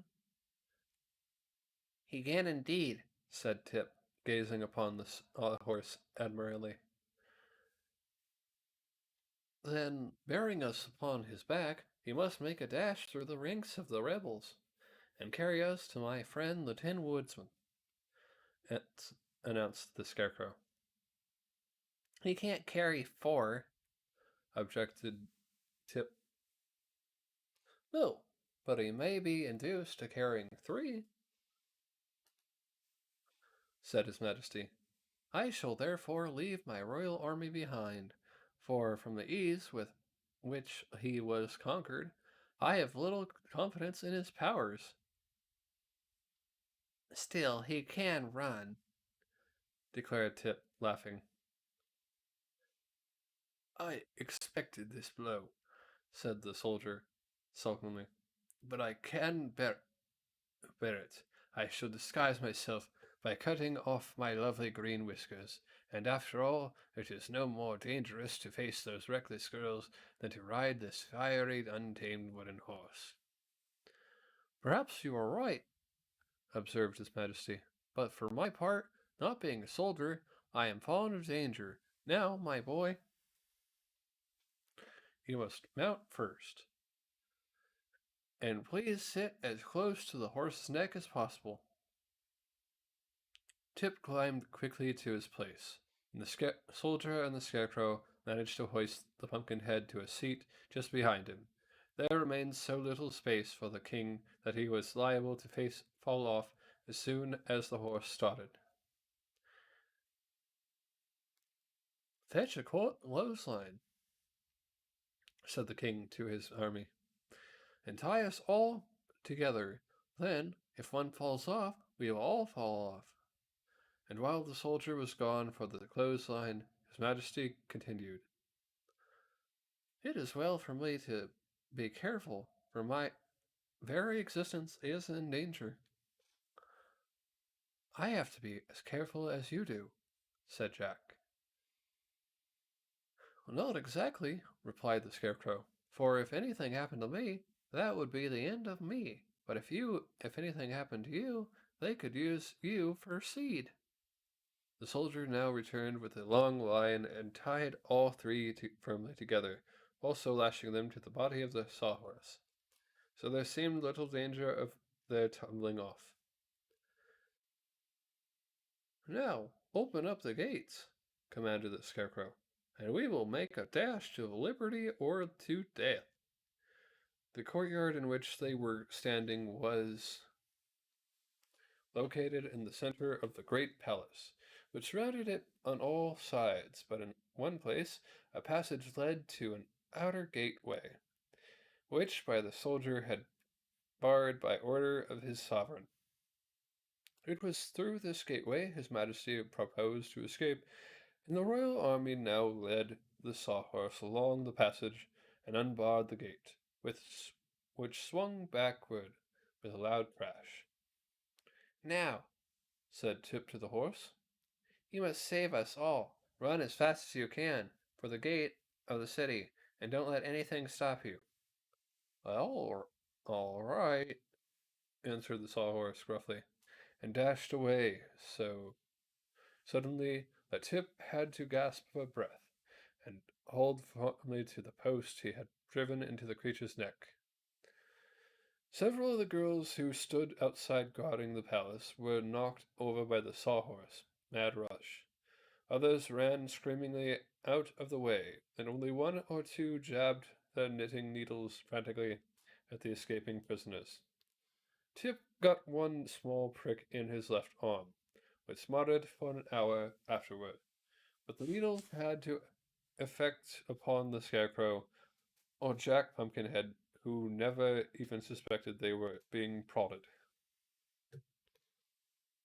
As for the Sawhorse, he made a wonderful record upsetting a fruit cart, overturning several meek-looking men, and finally bowling over the new guardian of the gate, a fussy little fat woman appointed by General Ginger. Nor did the impetuous charger stop them.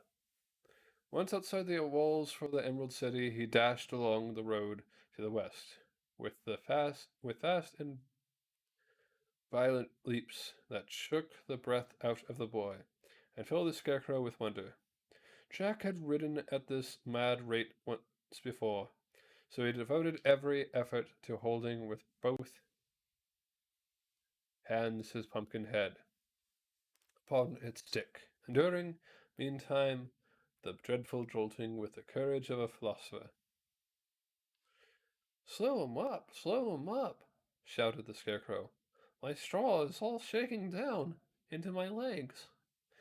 But Tip had no breath to speak. So the Sawhorse continued his wild career unchecked and with unabated speed.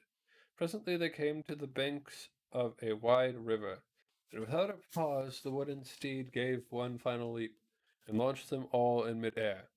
A second later they were rolling, splashing, and bobbling about in the water, the horse struggling frantically to find a rest for its feet, and its rider being first plunged beneath the rapid current, and then floating upon the surface like corks. The journey to the Tin Woods. Tip was well soaked and dripping water from every angle of his body, but he managed to lean forward and shout in the ear of the Sawhorse, Keep still, you fool, keep still. The horse at once ceased struggling and floated calmly upon the surface, its wooden body being as buoyant as a raft. What does that word fool mean? Inquired the horse. It is a term of reproach, Answered Tip. Somewhat ashamed of the expression. I only use it when I am angry.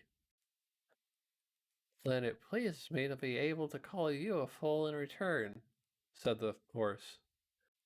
For I did not make the river, nor pull it in our way, so only a term of reproach is fit for one who becomes angry with me for falling into the water. That is quite evident, replied Tip, so I will acknowledge myself in the wrong. Then he called out to Pumpkinhead. Are you all right, Jack? There was no reply, so the boy called to the king. Are you all right, your majesty? The Scarecrow groaned. I'm all wrong, somehow, he said in a weak voice. How very wet this water is. Tip was bound so tightly by the cord that he could not turn his head to look at his companions. So he said to the Sawhorse, Paddle with your legs toward the shore. The horse obeyed, and although their progress was slow, they finally reached the opposite river bank at a place where it was low enough to enable the creature to scramble upon dry land. With some difficulty the boy managed to get his knife out of his pocket, and cut the cords that bound the riders to one another and to the wooden horse. He heard the Scarecrow fall to the ground with a mushy sound, and then he himself quickly dismounted and looked at his friend Jack. The wooden body with its gorgeous clothing still sat upright upon the horse's back, but the pumpkin head was gone, and only the sharpened stick that served for a neck was visible. As for the Scarecrow, the straw in his body had shaken down with a jolting and packed itself into his legs, and the lower part of his body, which appeared very plump and round, while his upper half seemed like an empty sack, Upon his head the Scarecrow still wore the heavy crown, which had been sewed on to prevent his losing it. But the head was now so damp and limp that the weight of the gold and jewels sagged forward and crushed the painted face into a mesh of wrinkles that made him look exactly like a pug dog. Tip would have laughed had he not been so anxious about his man, Jack. But the Scarecrow, however damaged, was all there, while the pumpkin head that was so necessary to Jack's existence was missing. So the boy seized a long pole that fortunately lay near at hand, and anxiously turned again toward the river. Far out upon the waters he sighted the golden hue of the pumpkin, which gently bobbed up and down with the motion of the waves. At that moment it was quite out of Tip's reach, but after a time it floated nearer and still nearer until the boy was able to reach it with his pole and draw it to the shore. Then he brought it to the top of the bank, carefully wiped the water from its pumpkin face with his handkerchief, and ran with it to Jack, and placed his head upon the man's neck. "Dear me," were Jack's first words. "What a dreadful experience! I wonder if water is liable to spoil pumpkins." Tip did not think a reply was necessary, for he knew that the Scarecrow also stood in need of his help.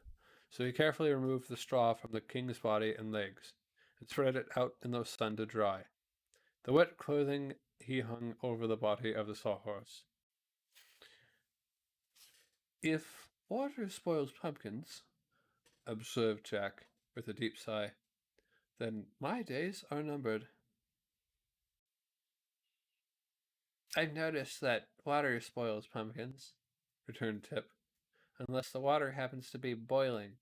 If your head isn't cracked, my friend, you must be in fairly good condition."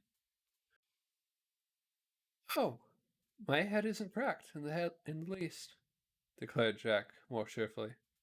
"Then don't worry," retorted the boy.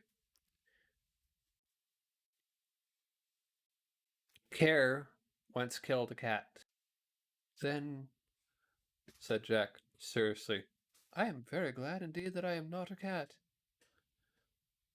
The sun was fast drying from their clothing, and Tip stirred up his Majesty's straw, so that the warm rays might absorb the moisture, and make it as crisp and dry as ever. When this had been accomplished, he stuffed the scarecrow into symmetrical shape, and smoothed out his face, so that he wore his usual and charming expression.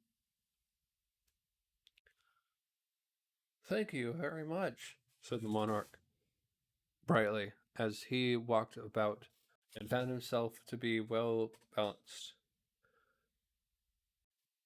There are still several disadvantages in being a scarecrow.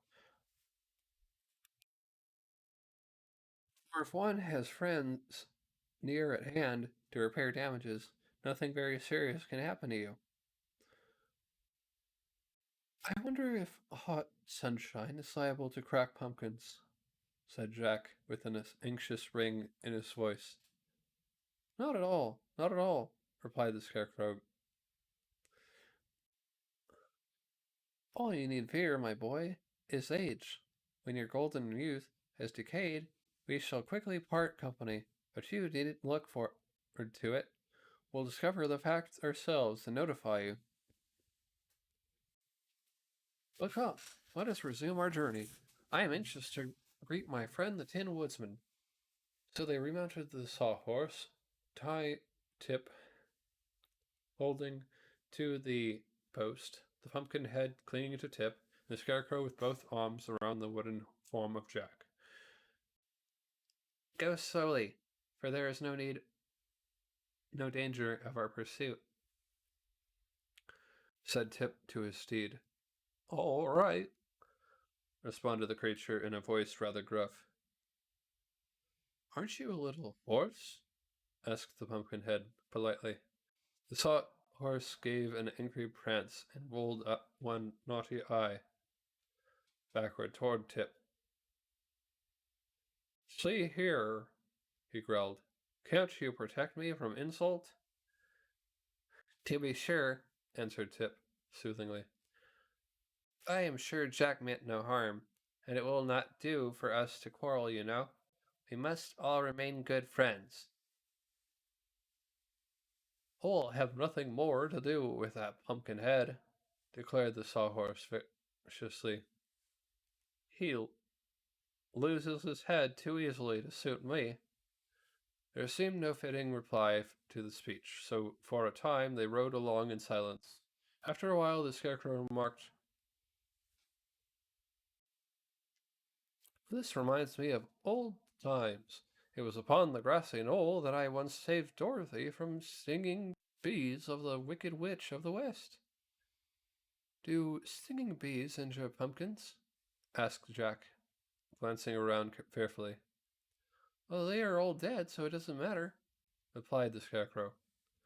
And here's where Nick Chopper destroyed the Wicked Witch's gray wolves. Who's Nick Chopper? Asked Tip. That is the name of my friend the Tin Woodsman, answered His Majesty.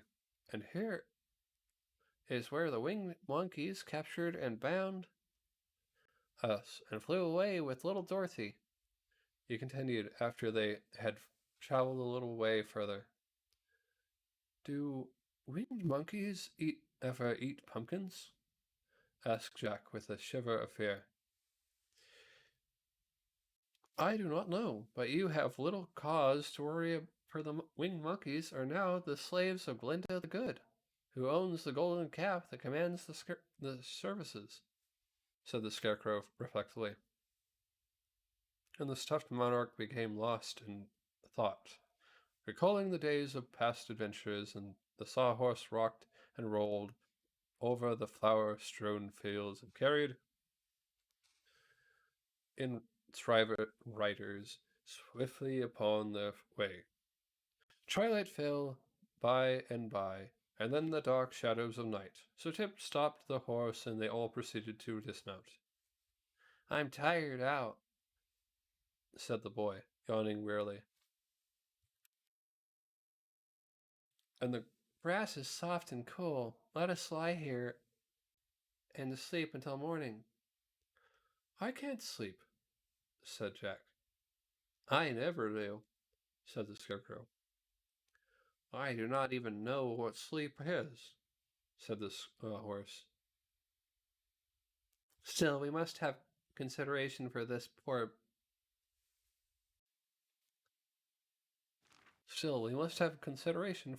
boy who is made of flesh and blood and bone and gets tired, suggested the Scarecrow in his usual thoughtful manner. I remember it was the same way with little Dorothy. We always had to sit through the night while she slept. I'm sorry, said Tip meekly, but I can't help it, and I'm dreadfully hungry too. Here is a new danger, remarked Jack gloomily. I hope you are not fond of eating pumpkins. Not unless they're stewed and made into pies, answered the boy, laughing. So, have no fear of me, friend Jack. What a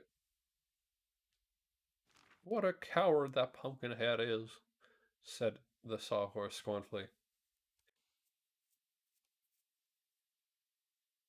You might be a coward yourself if you knew you were liable to spoil, retorted Jack angrily. There, interrupted the Scarecrow.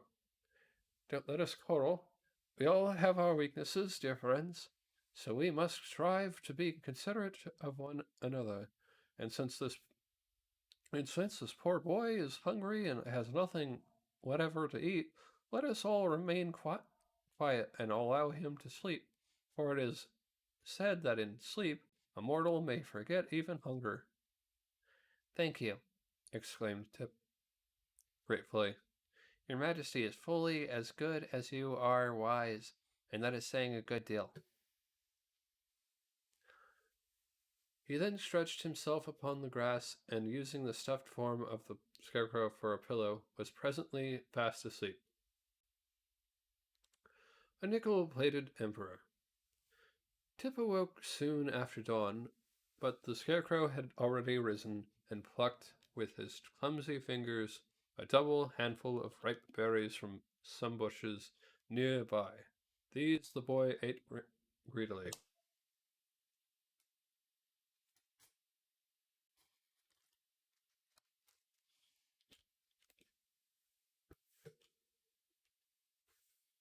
Finding them as an ample breakfast, and afterward the little party resumed its journey. After an hour's ride, they reached the summit of a hill from whence they espied the city of the Winkies, and noted the tall domes of the Emperor's palace, rising from the clusters of more modest dwellings. The Scarecrow became greatly animated at this sight, and exclaimed, "How delightful I shall be to see my old friend the Tin Woodsman again! I hope that he rules his people more successfully than I have ruled mine."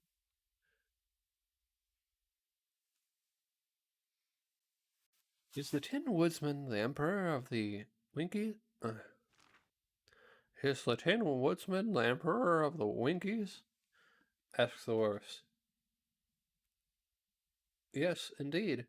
They invited him to rule over them soon after the Wicked Witch was destroyed, and as Nick Chopper has the best heart in all the world, I'm sure he has proved an excellent and able emperor."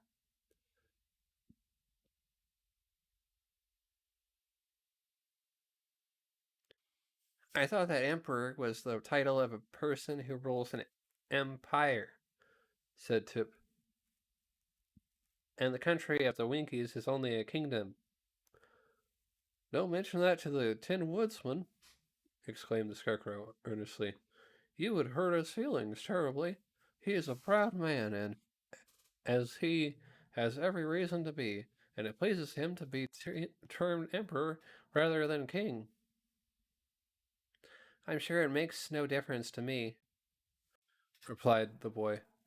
The Sawhorse now ambled forward at a pace so fast that its riders had hard work to stick upon its back, so there was little further conversation until they drew up beside the palace steps.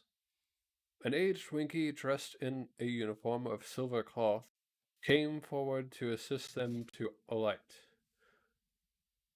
Said the Scarecrow to his personage, "Show us at once to your master, the Emperor."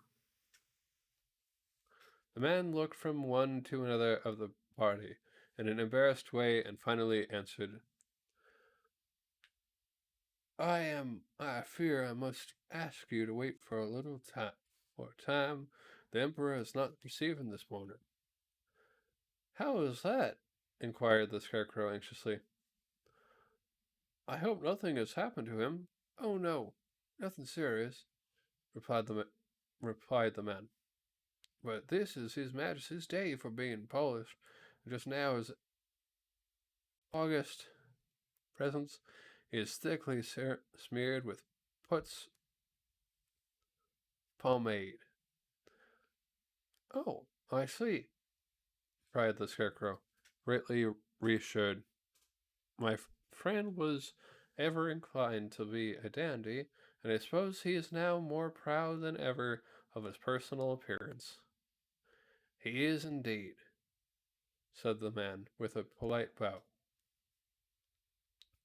"A mighty emperor has lately caused himself to be nickel-plated." "Good gracious!" the Scarecrow exclaimed at hearing this. "If his wit bears the same polish, how sparkling it must be." "If his wit bears the same polish, how sparkling it must be. But show us in. I'm sure the Emperor will receive us, even if in his present state."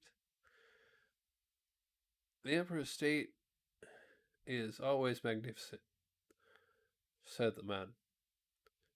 But I will venture to tell him of your arrival, and will receive his commands concerning you. So the party followed the servant into a splendid ante room, and the sawhorse ambed awkwardly after them. Having no knowledge that a horse might be expected to remain outside, the travelers were at first somewhat awed by the surroundings, and even the scarecrow seemed impressed as he examined the rich hanging of silver cloth caught up into knots and fastened with tiny silver axes.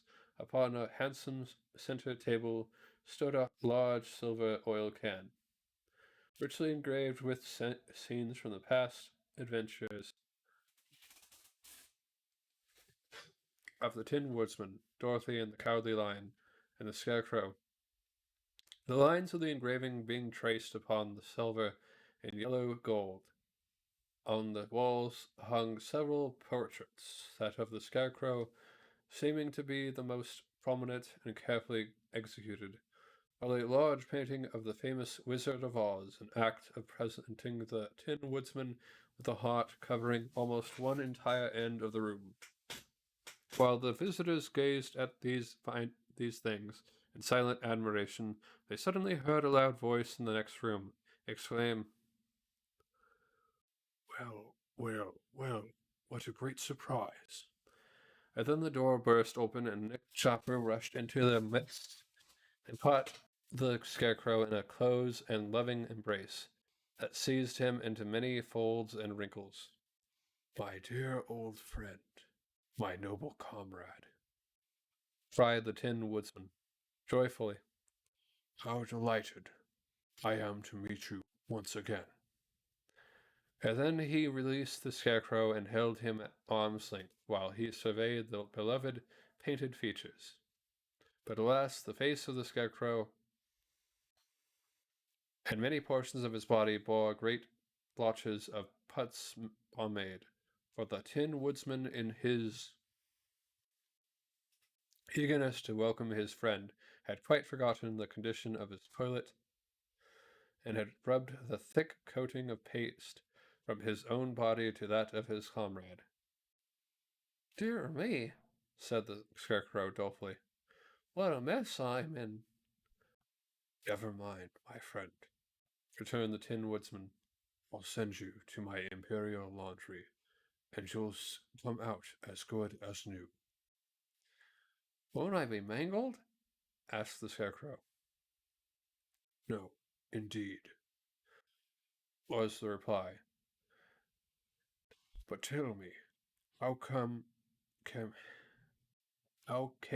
your Majesty here, and who are your companions?"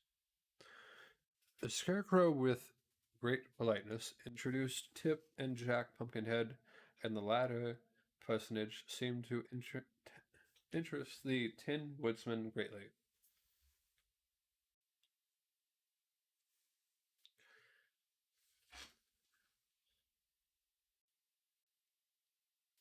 "You are not very substantial, I must admit," said the Emperor, "but you are certainly unusual, and therefore worthy to become a member of our select society."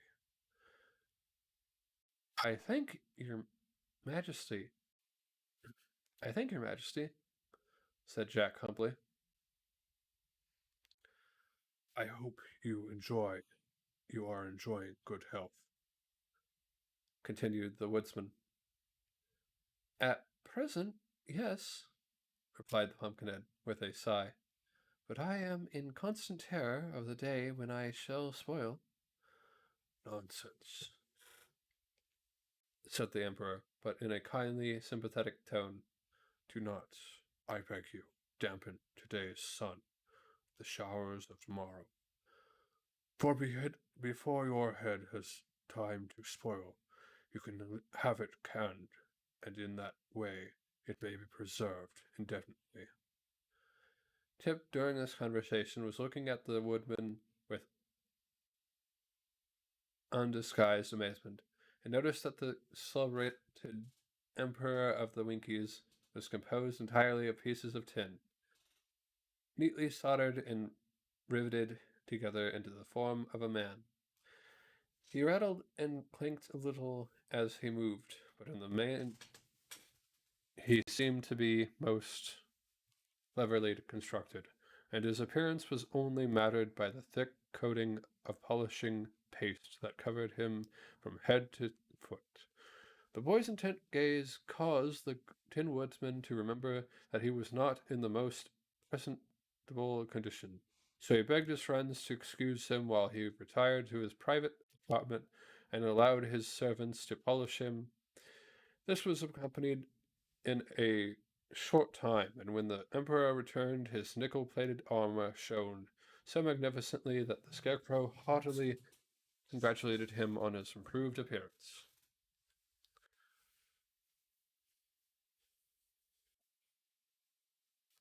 That nickel plates was, I confess, a happy thought, said Nick, and it was the more necessary because I had become somewhat scratched during my adventurous experiences.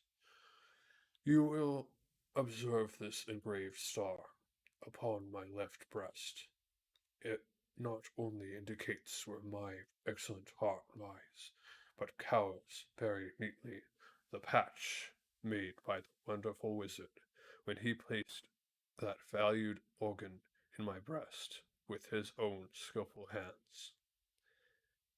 Is your heart then a hand organ? Asked the Pumpkinhead curiously. By no means, responded the Emperor with, with dignity. It is, I am convinced, a strictly orthodox heart, although somewhat larger and warmer than most people possess. Then he turned to the Scarecrow and asked, Are your subjects happy and contented, my dear friend? I cannot say, was the reply, for the girls of Oz have driven it in revolt and driven me out of the Emerald City. Great goodness, cried the Tin Woodsman. What a calamity. They surely do not complain of your wise and gracious rule? No, but they say it is a poor rule that don't work both ways, answered the Scarecrow. And these females are also of the opinion that men have ruled the land. And these females are also of the opinion that men have ruled the land long enough, so they have captured my city, robbed the treasure of all its jewels, and are running through to suit themselves. Dear me, what an extraordinary idea, cried the Emperor, who was both shocked and surprised. And I heard some of them say, said Tip, that they intend to march here and capture the castle and city of the Tin Woodsman. Ah, we must not give them time to do that, said the Emperor quickly. We will go at once and recapture the Emerald City and place the Scarecrow again upon his throne. I was sure you would help me, remarked the Scarecrow in a pleased voice. How large an army can you assemble? We do not need an army, replied the woodsman. We four, with the aid of my gleaming axe, are enough to strike terror into the heart of rebels. We five, corrected the Pumpkinhead. Five? Repeated the Tin Woodsman. Yes, the Sawhorse is brave and fearless, answered Jack, forgetting his recent quarrel with the quadruped. The Tin Woodsman looked around him in a puzzled way, for the Sawhorse had until now remained quietly standing in a corner where the Emperor had not noticed him. Tip immediately called the odd-looking creature to them, and it approached so awkwardly that it nearly upset the beautiful center table and the engraved oil can. I begin to think, remarked the Tin Woodsman as he looked earnestly at the Sawhorse, that wonders will never cease. How come this creature alive?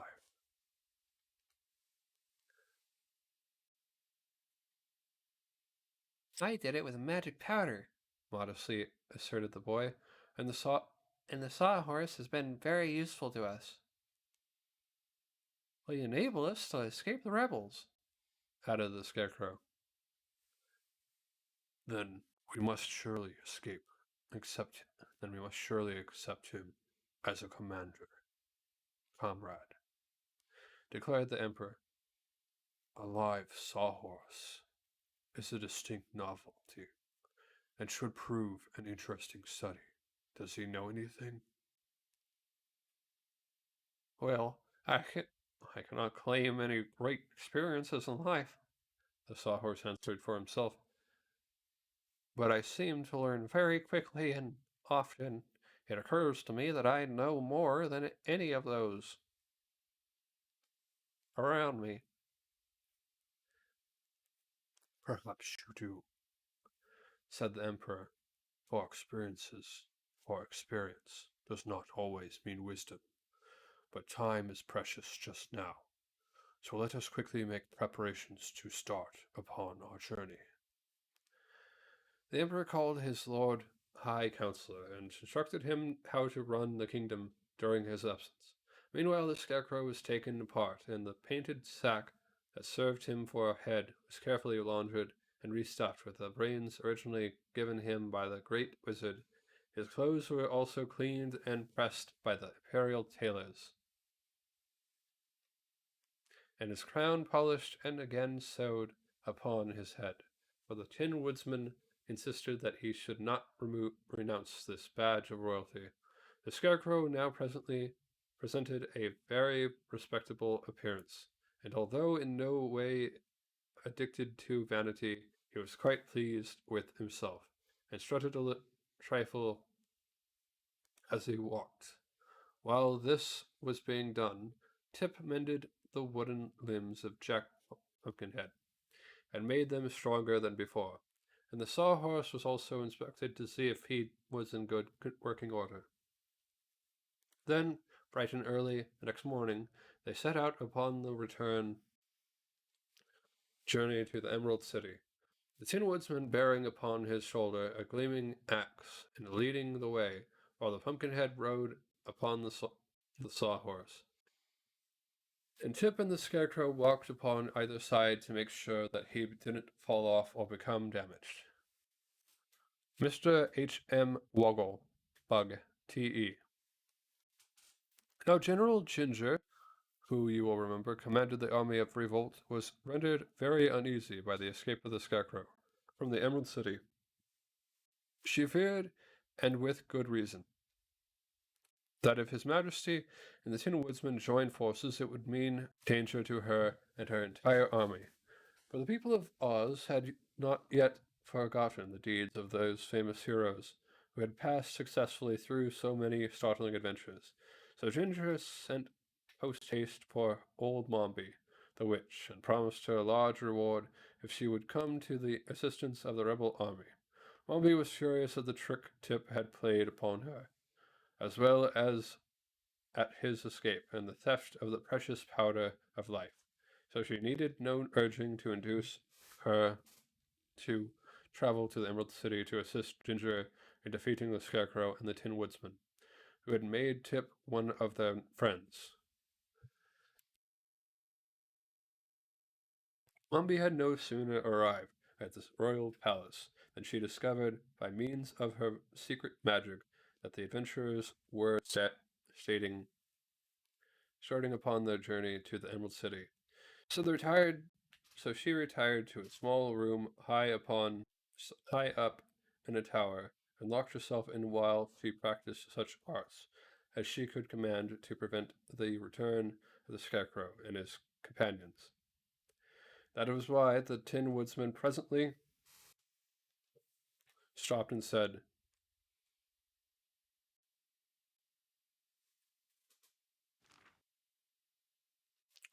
Something very curious has happened. I ought to know by heart and every step of this journey, yet I fear we have already lost our way. That is quite impossible, protested the Scarecrow. Why do you think, my dear friend, that we have gone astray? Why, here before us is a great field of sunflowers, and I never saw this field before in all my life. At these words, they all looked around, and only to find that they were indeed surrounded by a field of tall stalks, every stalk bearing at its top a gigantic sunflower, and not only were these flowers almost blinding in their vivid hues of red and gold, but each one rolled around upon its stalk like a miniature windmill, completely dazzling the vision of the beholders, and so mystifying them that they knew not which way to turn. It's witchcraft, Exclaimed Tip, while they paused. Hesitating and wondering, the Tin Woodsman uttered a cry of impatience and advanced with swinging axe to cut down the stalks before him. But now the sunflowers suddenly stopped their rapid swirling, and the travelers plainly saw a girl's face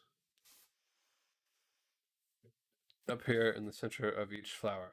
These lovely faces looked upon the astonished band with mocking smiles, and then burst into a chorus of merry laughter at the dismay their appearance caused. Stop! Stop!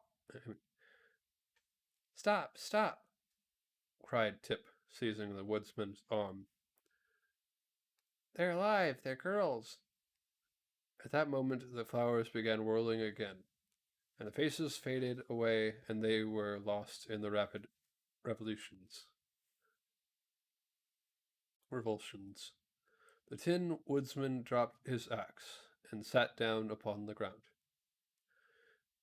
It would be heartless to chop down those pretty creatures, said he despondently, and yet I do not know how else we can proceed upon our way.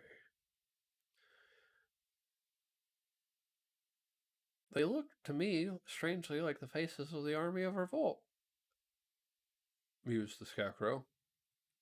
but I cannot conceive how the girls could have followed us here so quickly. I believe it's magic, said Tip positively, and that someone is playing a trick upon us. I've known old Malby to do things like that before. Probably it's nothing more than an illusion, and there are no sunflowers here at all. Then let us shut our eyes and walk forward, suggested the woodsman.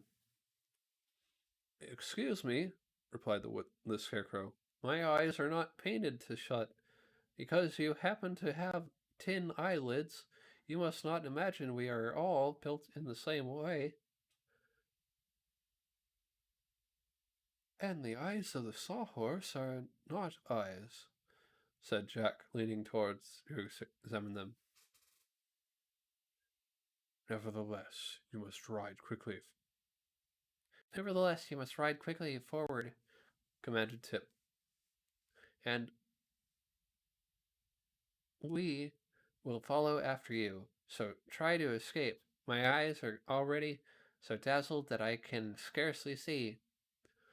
So the Pumpkinhead rode proudly forward, and Tip grasped the stub tail of the sawhorse and followed with closed eyes.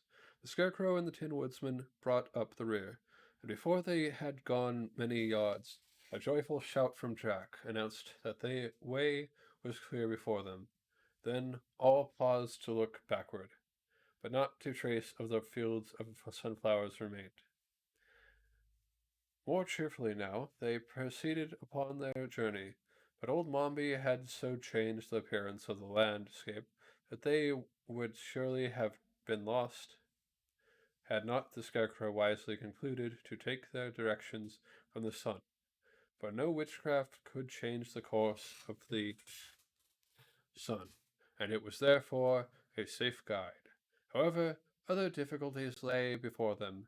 The sawhorse stepped into a rabbit hole and fell to the ground. The pumpkin head was pitched high into the air, and his history would probably have ended at that exact moment had not the Tin Woodsman skillfully caught the pumpkin as it descended and saved it from injury. Tip soon had it fitted to the neck again, and replaced Jack upon his feet. The sawhorse did not escape so easily, for when his leg was pulled from the rabbit hole, it was found to be broken short off, and must be replaced or repaired before he could go a step further. This is quite serious, said the Tin Woodsman. If there were trees nearby, I might soon manufacture another leg for this animal, but I cannot see even a shrub for miles around. And there are neither fences nor houses in this part of the land of Oz, added the Scarecrow disconsolately. Then what shall we do? Inquired the boy. I suppose I must start my brains working, replied His Majesty the Scarecrow. For experience has taught me that I can do anything if I but take time to think it out. Let us all think, said Tip, and perhaps we shall find a way to repair the sawhorse. So they sat in a row upon the grass and began to think, while the sawhorse occupied itself by gazing curiously upon its broken limb. Does it hurt? Asked the Tin Woodsman in a soft, sympathetic voice. Not in the least, returned the sawhorse, but my pride is injured to find that my anatomy is so brittle. For a time the little group remained in silent thought. Presently the Tin Woodsman raised his head and looked over the fields.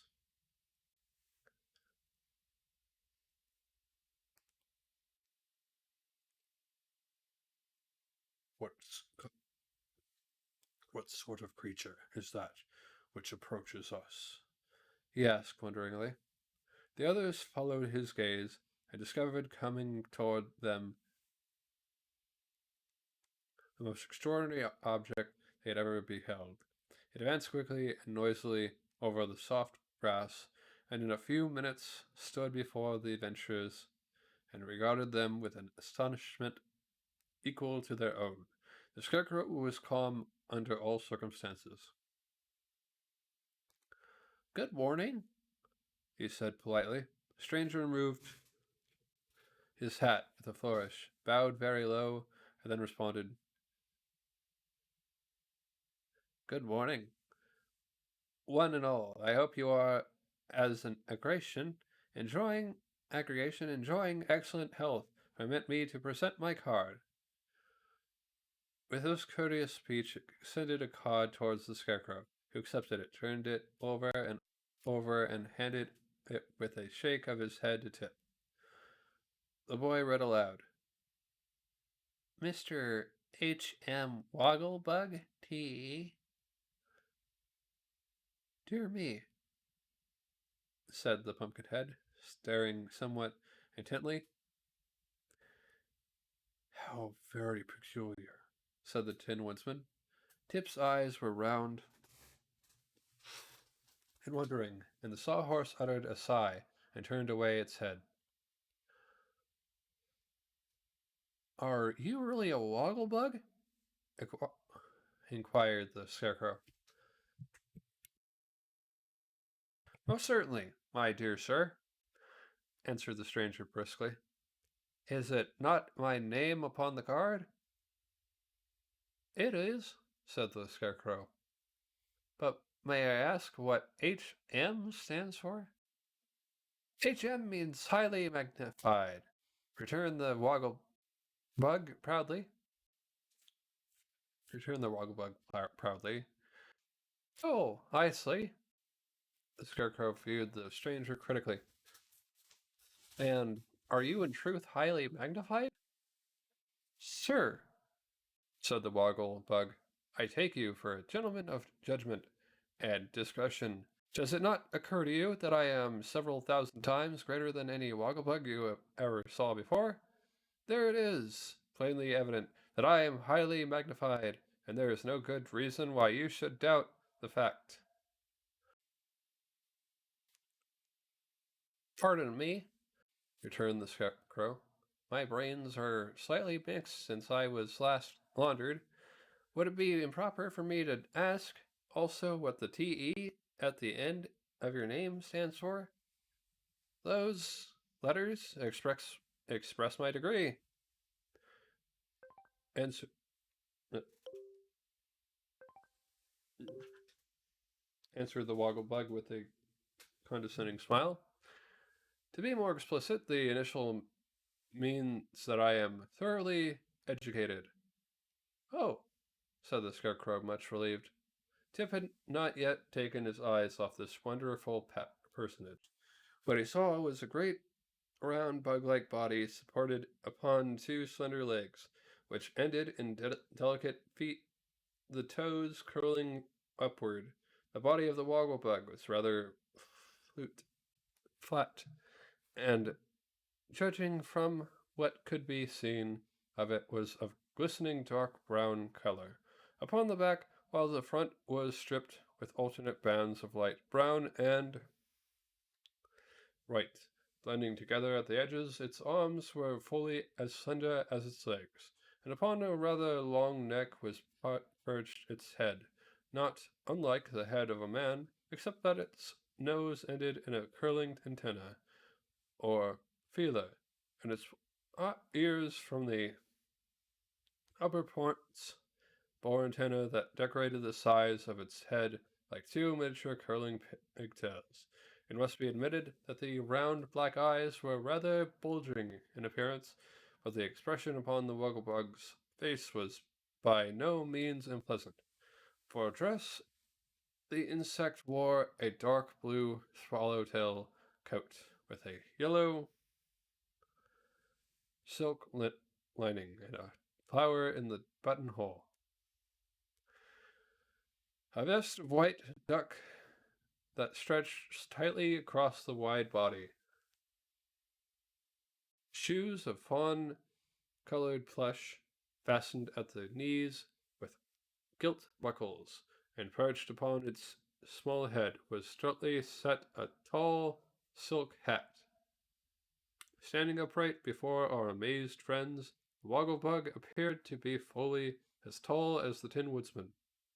And surely no bug in all the land of Oz had ever before attained so enormous a size. I confess, said the Scarecrow, that your abrupt appearance has caused me a surprise, and no surprise has startled my companions, I hope. However, that this circumstance will not distress you. We shall probably get used to you in time. Do not apologize, I beg of you, returned the Wogglebug earnestly. It affords me great pleasure to surprise people, for surely I cannot be classified with ordinary insects, and am entitled to both curiosity and admiration from those I meet. You are indeed, agreed His Majesty.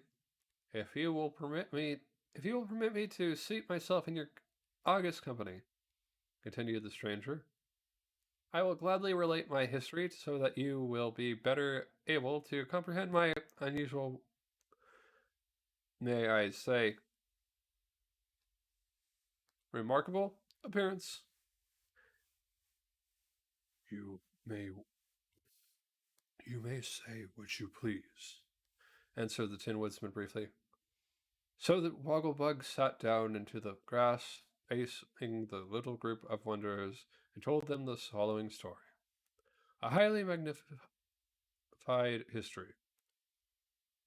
It is but honest that I should acknowledge at the beginning of my recital that I was born an ordinary Wogglebug. began the creature in a frank and friendly tone. Knowing no better, I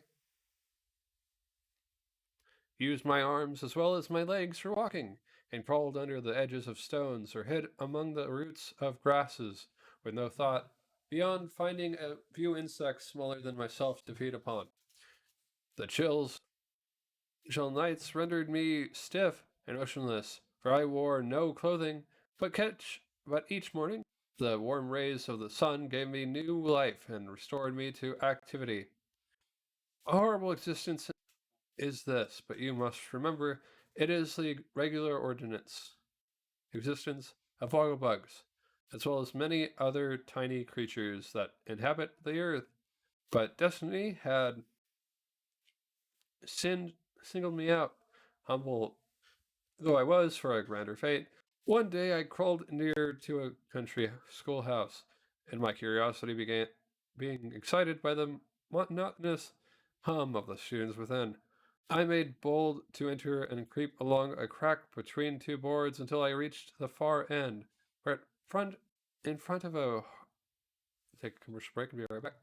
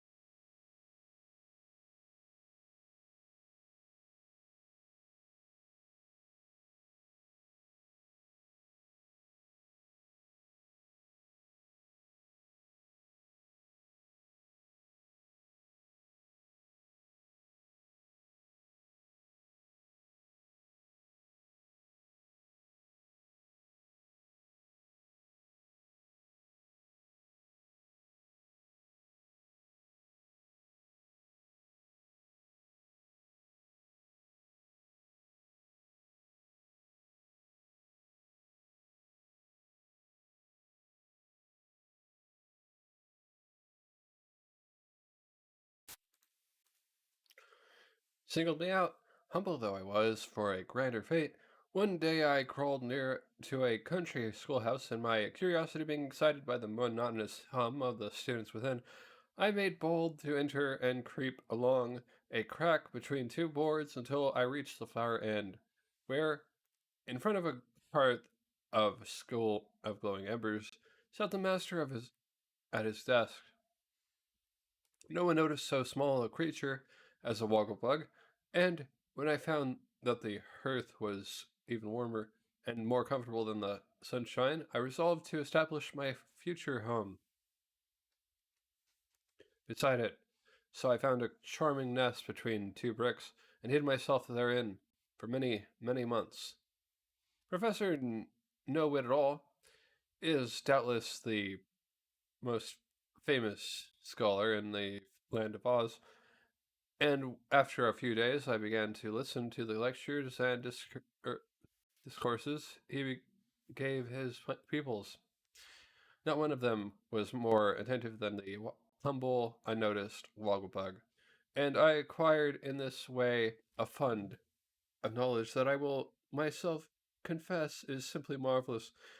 That is why I place TE, thoroughly educated, upon my cards, for my greatest pride lies in the fact that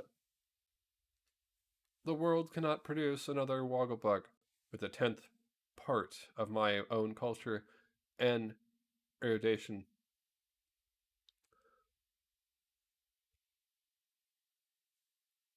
Well, I do not blame you, said the Scarecrow.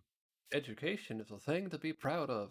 I'm educated myself. The mess of brains given me by the great wizard is considered by my friends to be unexcelled. Nevertheless, interrupted the Nevertheless, interrupted the Tin Woodsman, a good heart is, I believe, much more desirable than education or brains. To me, said the Sawhorse, a good leg is more desirable than either.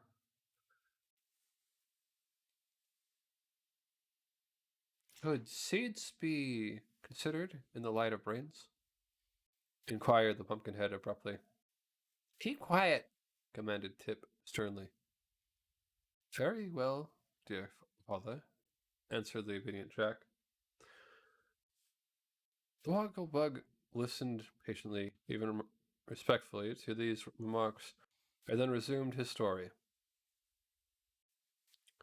I must have lived fully 3 years in the secluded schoolhouse hearth, said he, drinking thirstily of the ever-flowing fount of limpid knowledge before me. Quite quite poetical, commented. Quite poetical, commented the Scarecrow, nodding his head approvingly. But one day, continued the Bug, a marvelous circumstance occurred that altered my very existence and brought me to my present pinnacle of greatness. The professor discovered me in the act of crawling across the hearth. Before I could escape, he had caught me between his thumb and forefinger. My dear children, said he, I have captured a Wogglebug, a very rare and interesting specimen. Do any of you know what a Wogglebug is? No, yelled the scholars in chorus. Then, said the professor, I will get out my famous magnifying glass and throw the insect upon a screen in a highly magnified condition, that you may all study it carefully its peculiar construction and become acquainted with its habits and manner of life. He then brought from a cupboard a most curious instrument, and before I could realize what had happened, I found myself thrown upon a screen in a highly magnified state, even as you now behold me. The students stood up on their stools and crammed their heads forward to get a better view of me, and two little girls jumped upon the sill of an open window where they could see more plainly. Behold, cried the professor in a loud voice, this highly magnified Wogglebug, one of the most curious insects in existence. Being thoroughly educated and knowing what is required of a cultured gentleman, at this juncture I stood upright and, placing my hand upon my bosom, made a very polite bow. My action being unexpected must have startled them, for one of the little girls perched upon the window sill, gave a scream, and fell backward out the window, drawing her companion with her as she disappeared. The professor uttered a cry of horror and rushed away through the door to see if the poor children were injured by the fall. The scholars followed after him in a wild mob, and I was left alone in the schoolroom, still in a highly magnified state, and free to do as I pleased. It immediately occurred to me that this was a good opportunity to escape. I was proud of my great size and realized that now I could safely travel anywhere in the world, where my superior culture would make me a fit associate for the most learned person I might chance to meet. So, while the professor picked the little girls who were more frightened than hurt off the ground, and the pupils closely cluttered around him, closely grouped, I calmly walked out of the schoolhouse, turned a corner, and escaped unnoticed to a grove of trees that stood near. Wonderful! exclaimed the pumpkinhead. Exclaimed the pumpkinhead admiringly. It was indeed, agreed the Wogglebug. I have never ceased to congratulate myself for escaping while I was highly magnified, for even my excessive knowledge would have proved of little use to me had I remained a tiny, insignificant insect. I didn't know before. I didn't know before, said Tip, looking at the Wogglebug with a puzzled expression, that insects wore clothes.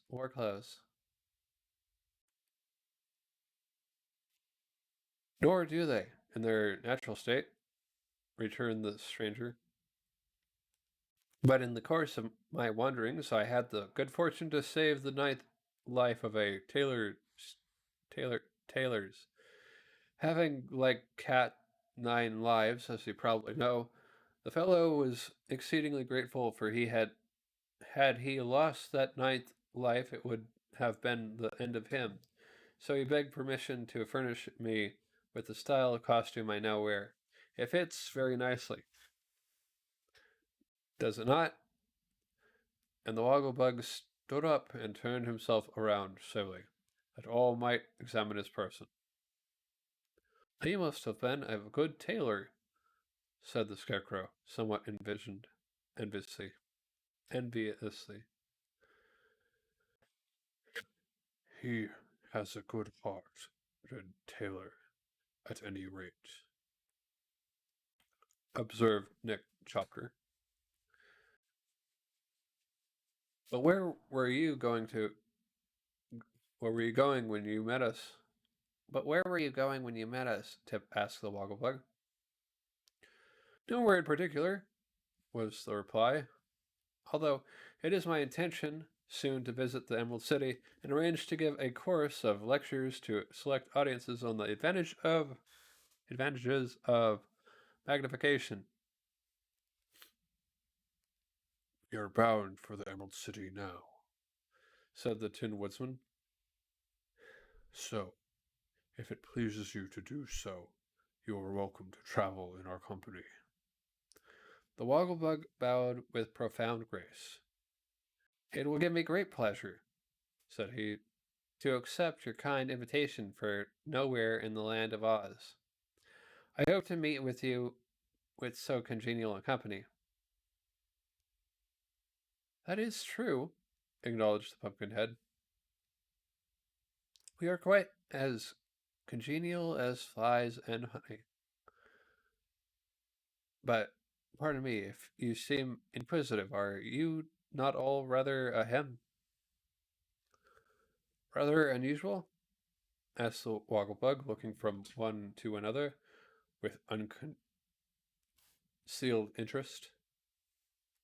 Not more so than yourself, answered the Scarecrow. Everything in life is unusual until you get accustomed to it. What rare philosophy, exclaimed the Wogglebug admiringly. Yes, my brains are working well today, admitted the Scarecrow, an accent of pride in his voice. Then, if you are sufficiently rested and refreshed, Let us bend our steps towards the Emerald City, suggested the Magnified One. We can't, said Tip. the sawhorse has broken a leg, so he can't bend his steps, and there is no wood around to make him a new limb from. And we can't leave the horse behind because the Pumpkinhead is so stiff in his joints that he has to ride. How very unfortunate, cried the Wogglebug. Then he looked the party over carefully and said, if the Pumpkinhead is to ride, why not use one of his legs to make a leg for the horse that carries him? I judge that both are made of wood. Now that is what I call real cleverness, said the Scarecrow. Apparently, approvingly. I wonder my my brains did not think of that long ago. Get to work, my dear Nick, and fit the Pumpkinhead's leg to the sawhorse. Jack was not especially pleased with this idea, but he submitted to having his left leg amputated by the Tin Woodsman and whittled down to fit the left leg of the sawhorse. Nor was the sawhorse especially pleased with the operation either, for he growled a good deal about being butchered, as he called it, and afterward declared that the new leg was a disgrace to a responsible sawhorse.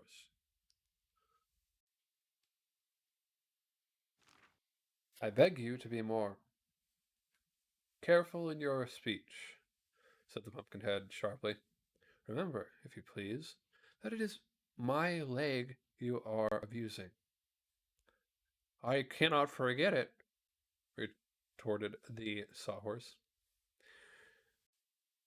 for it is quite as flimsy as the rest of your person. Flimsy. Me, flimsy, cried Jack in a rage. Flimsy? Me, flimsy? cried Jack in a rage. How dare you call me flimsy? Because you are built as absurdly as a jumping jack, sneered the horse, rolling his naughty eyes in a vicious manner. Even your head won't stay straight, and you never can tell whatever you are looking backwards or forwards. Friends, I entreat you not to quarrel, pleaded the Tin Woodsman anxiously. As a matter of fact, we are none of us above criticism, so let us bear with each other's faults. An excellent suggestion, said the Wogglebug approvingly.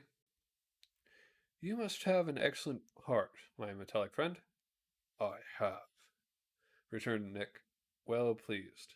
My heart is quite the best part of me. But now let us start upon our journey. Give me one moment.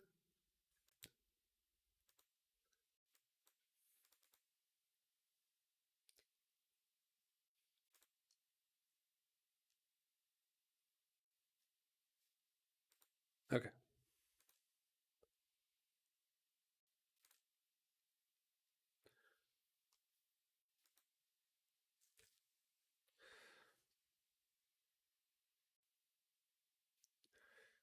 They perched the one-legged Pumpkinhead upon the sawhorse, and tied him to his seat with cords so that he could not possibly fall off. And then, following the lead of the Scarecrow, they all advanced in the direction of the Emerald City.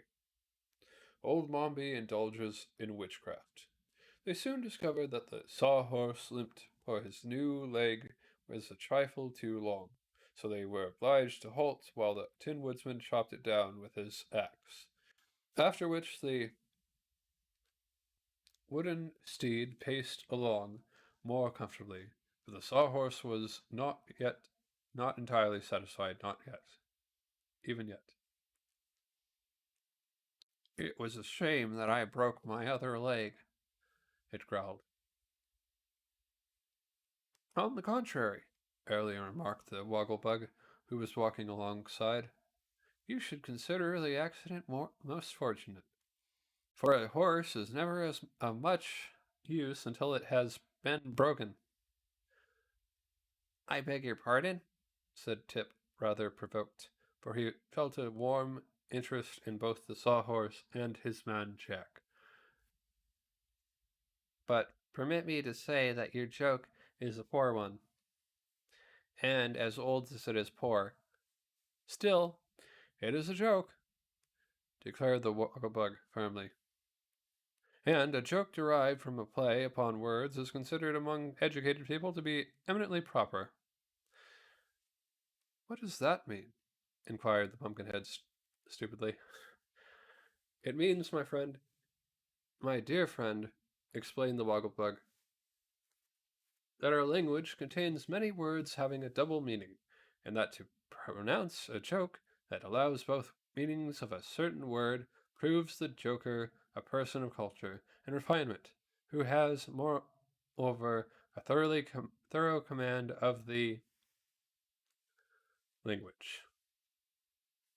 "I don't believe that," said Tip plainly. "Anybody can make a pun." "Not so," rejoined the Wogglebug stiffly.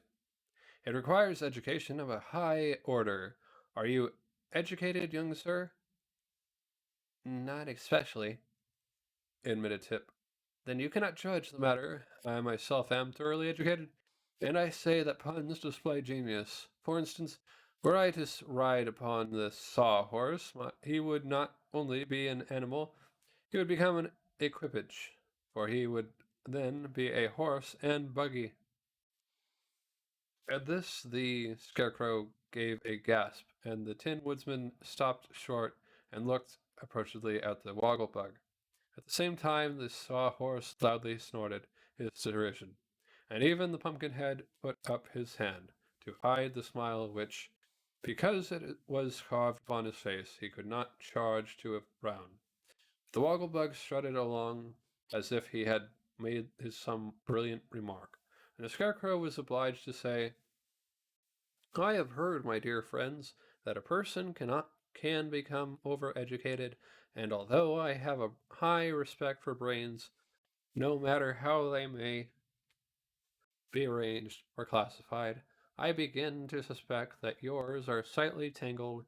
In any event,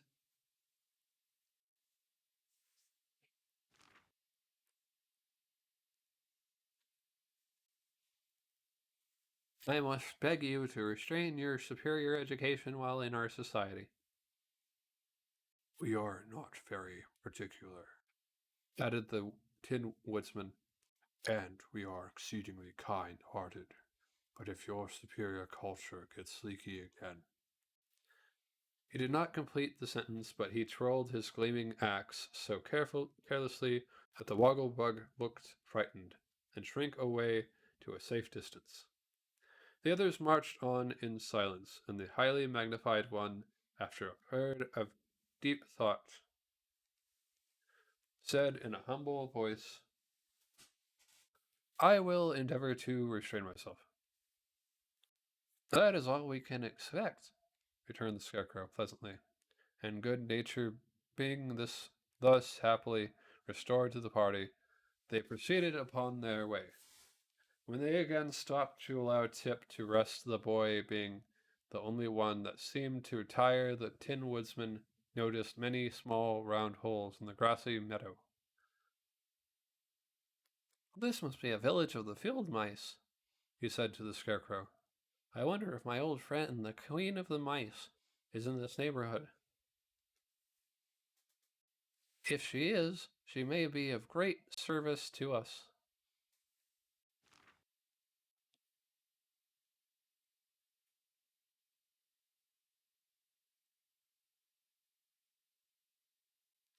"This must be a village of the field mice," he said to the Scarecrow.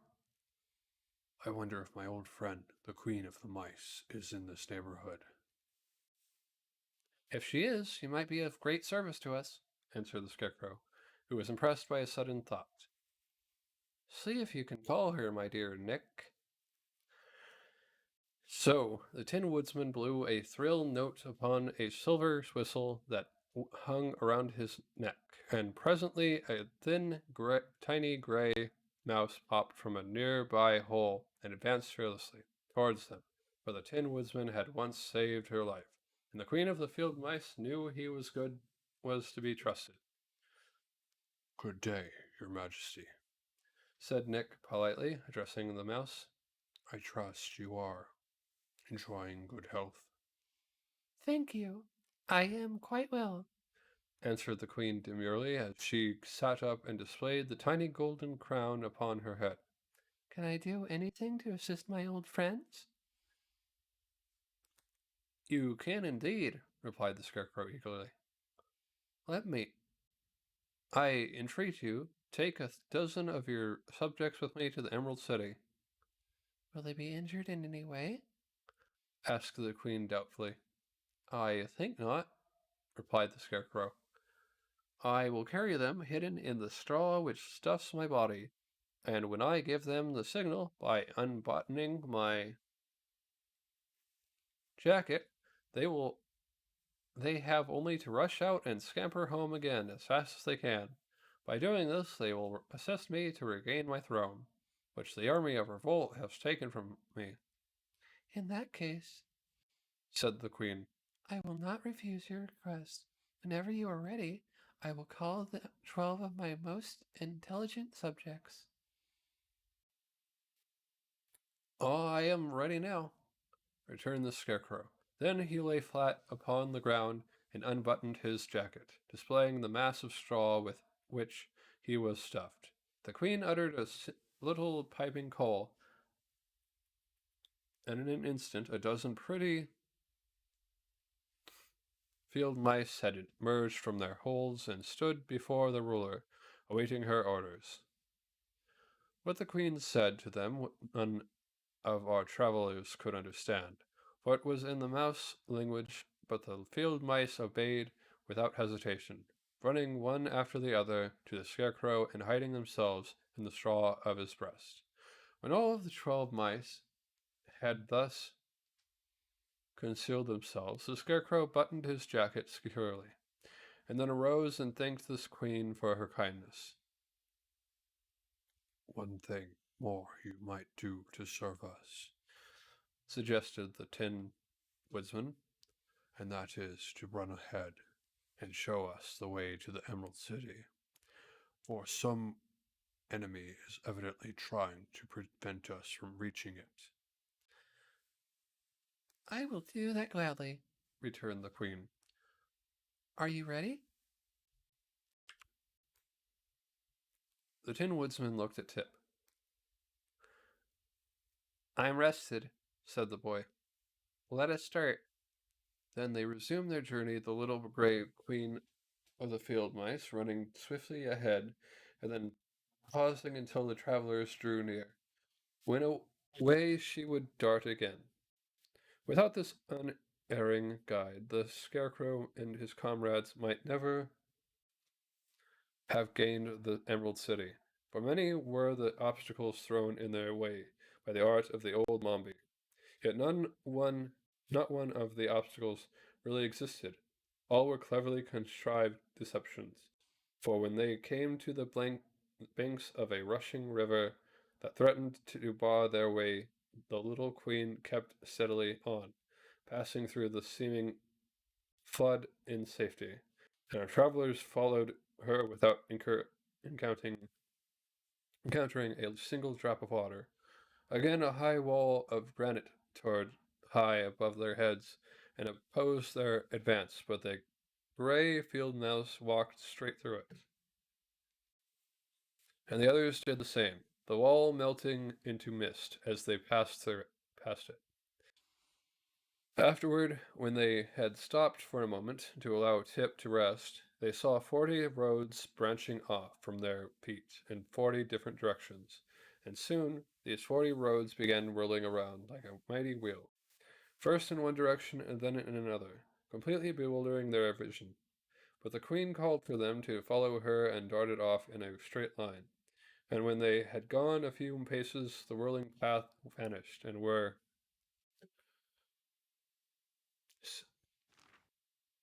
seen no more. Mombi's last trick was the most fearful of all. She sent a sheet of crackling flame rushing over the meadow to consume them, and for the first time the scarecrow became afraid and turned to fly. "If the fire reaches me, I will be gone in no time," said he, trembling upon until his straw rattled. "It's the most dangerous thing I ever encountered." "I'm off too," cried the sawhorse, turning and prancing with agitation, "for my wood is so dry it would burn like kindlings." "Is fire dangerous to pumpkins?" asked Jack, fearfully.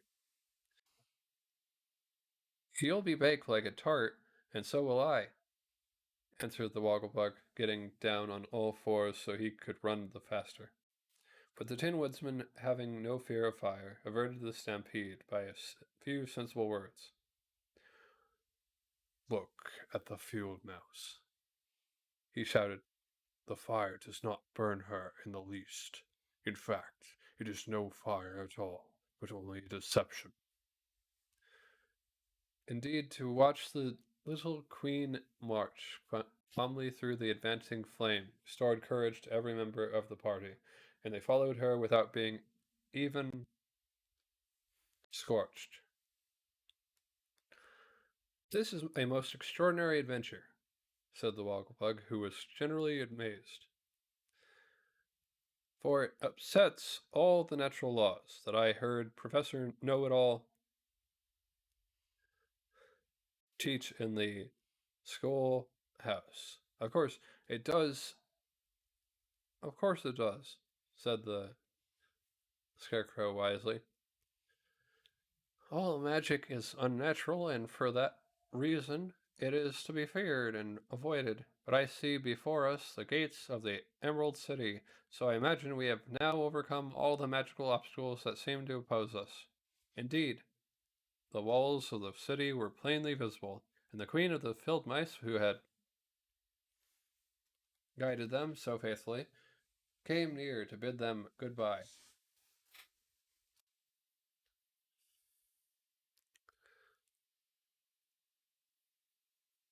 "We are very grateful to your Majesty for your kind assistance," said the Tin Woodsman, bowing before the pretty creature. "I am always pleased to be of service to my friends," answered the Queen, and in a flash she had darted away upon her journey home. The prisoner of the Queen.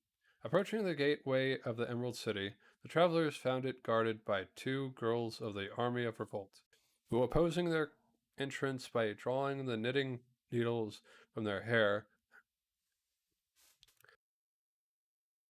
and threatening to prod the first that came near. But the Tin Woodsman was not afraid. "At the worst, they can but scratch my beautiful nickel plate," he said. "But there will be no worst, for I think I can manage to frighten these absurd soldiers very easily. Follow me closely, all of you."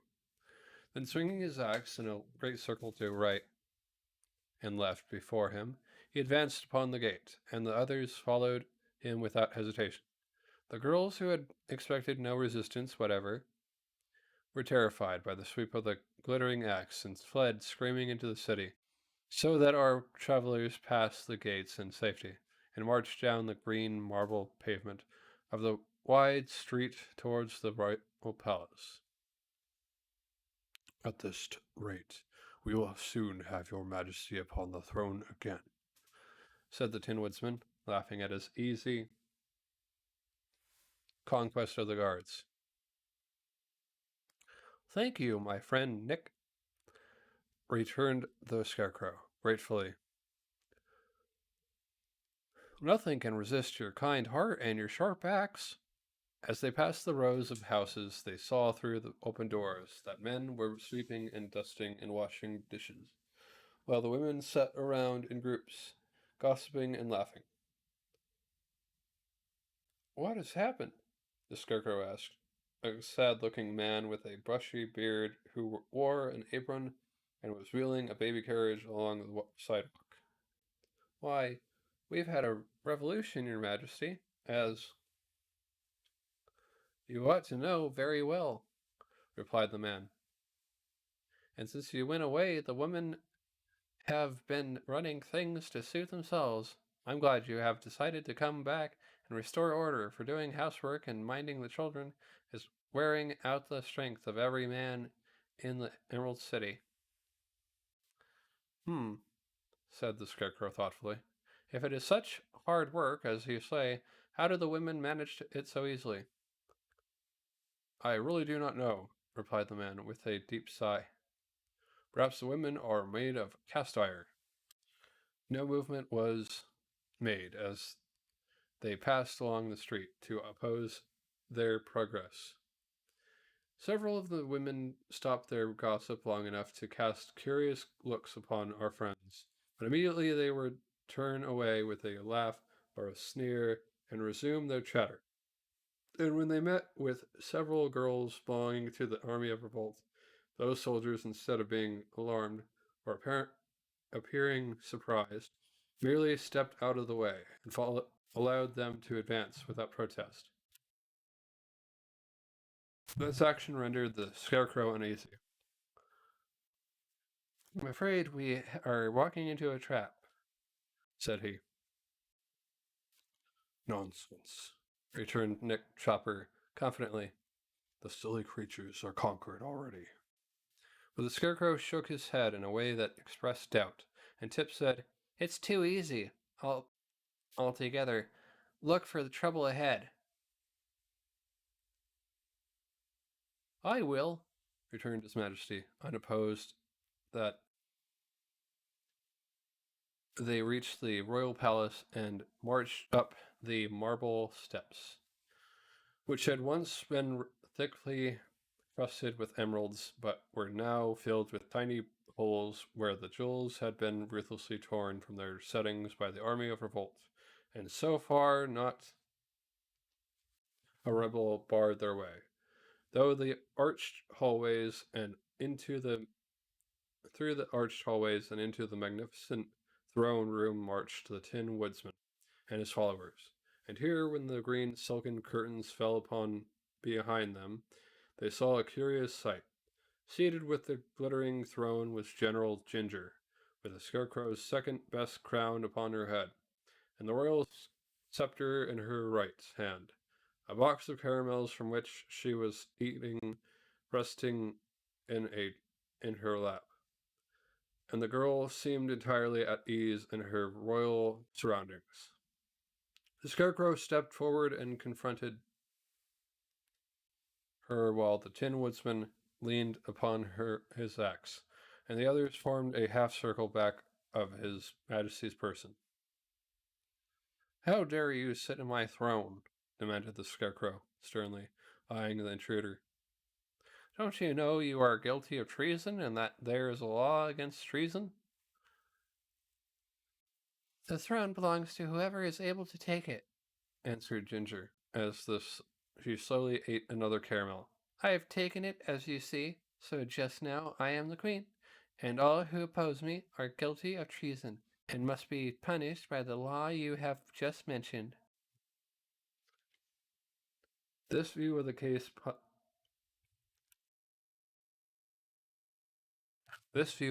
puzzled the Scarecrow.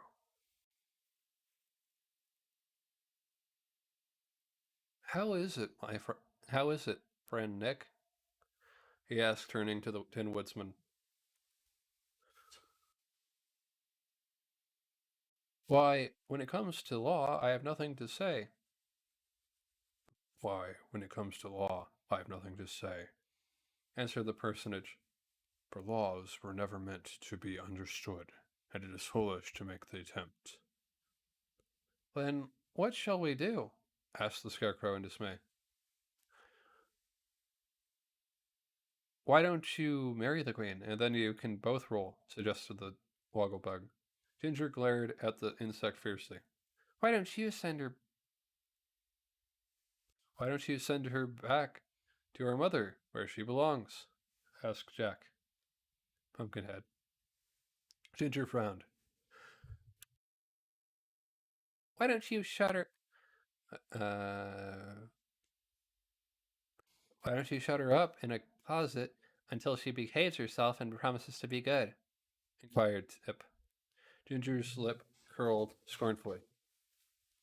Or give her a good shaking, added the Sawhorse. No, said the Tin Woodsman. We must treat the poor girl with gentleness. Let us give her all the jewels she can carry, and send her away happy and contented. At this, Queen Ginger laughed aloud, and the next minute clapped her pretty hands together thrice, as if for a signal. You are very absurd creatures, said she, but I am tired of your nonsense, and have no time to bother with you longer. While the monarch and his friends listened in amazement to this impudent speech, a startling thing happened. The Tin Woodsman's axe was snatched from his grasp by some person behind him, and he found himself disarmed and helpless.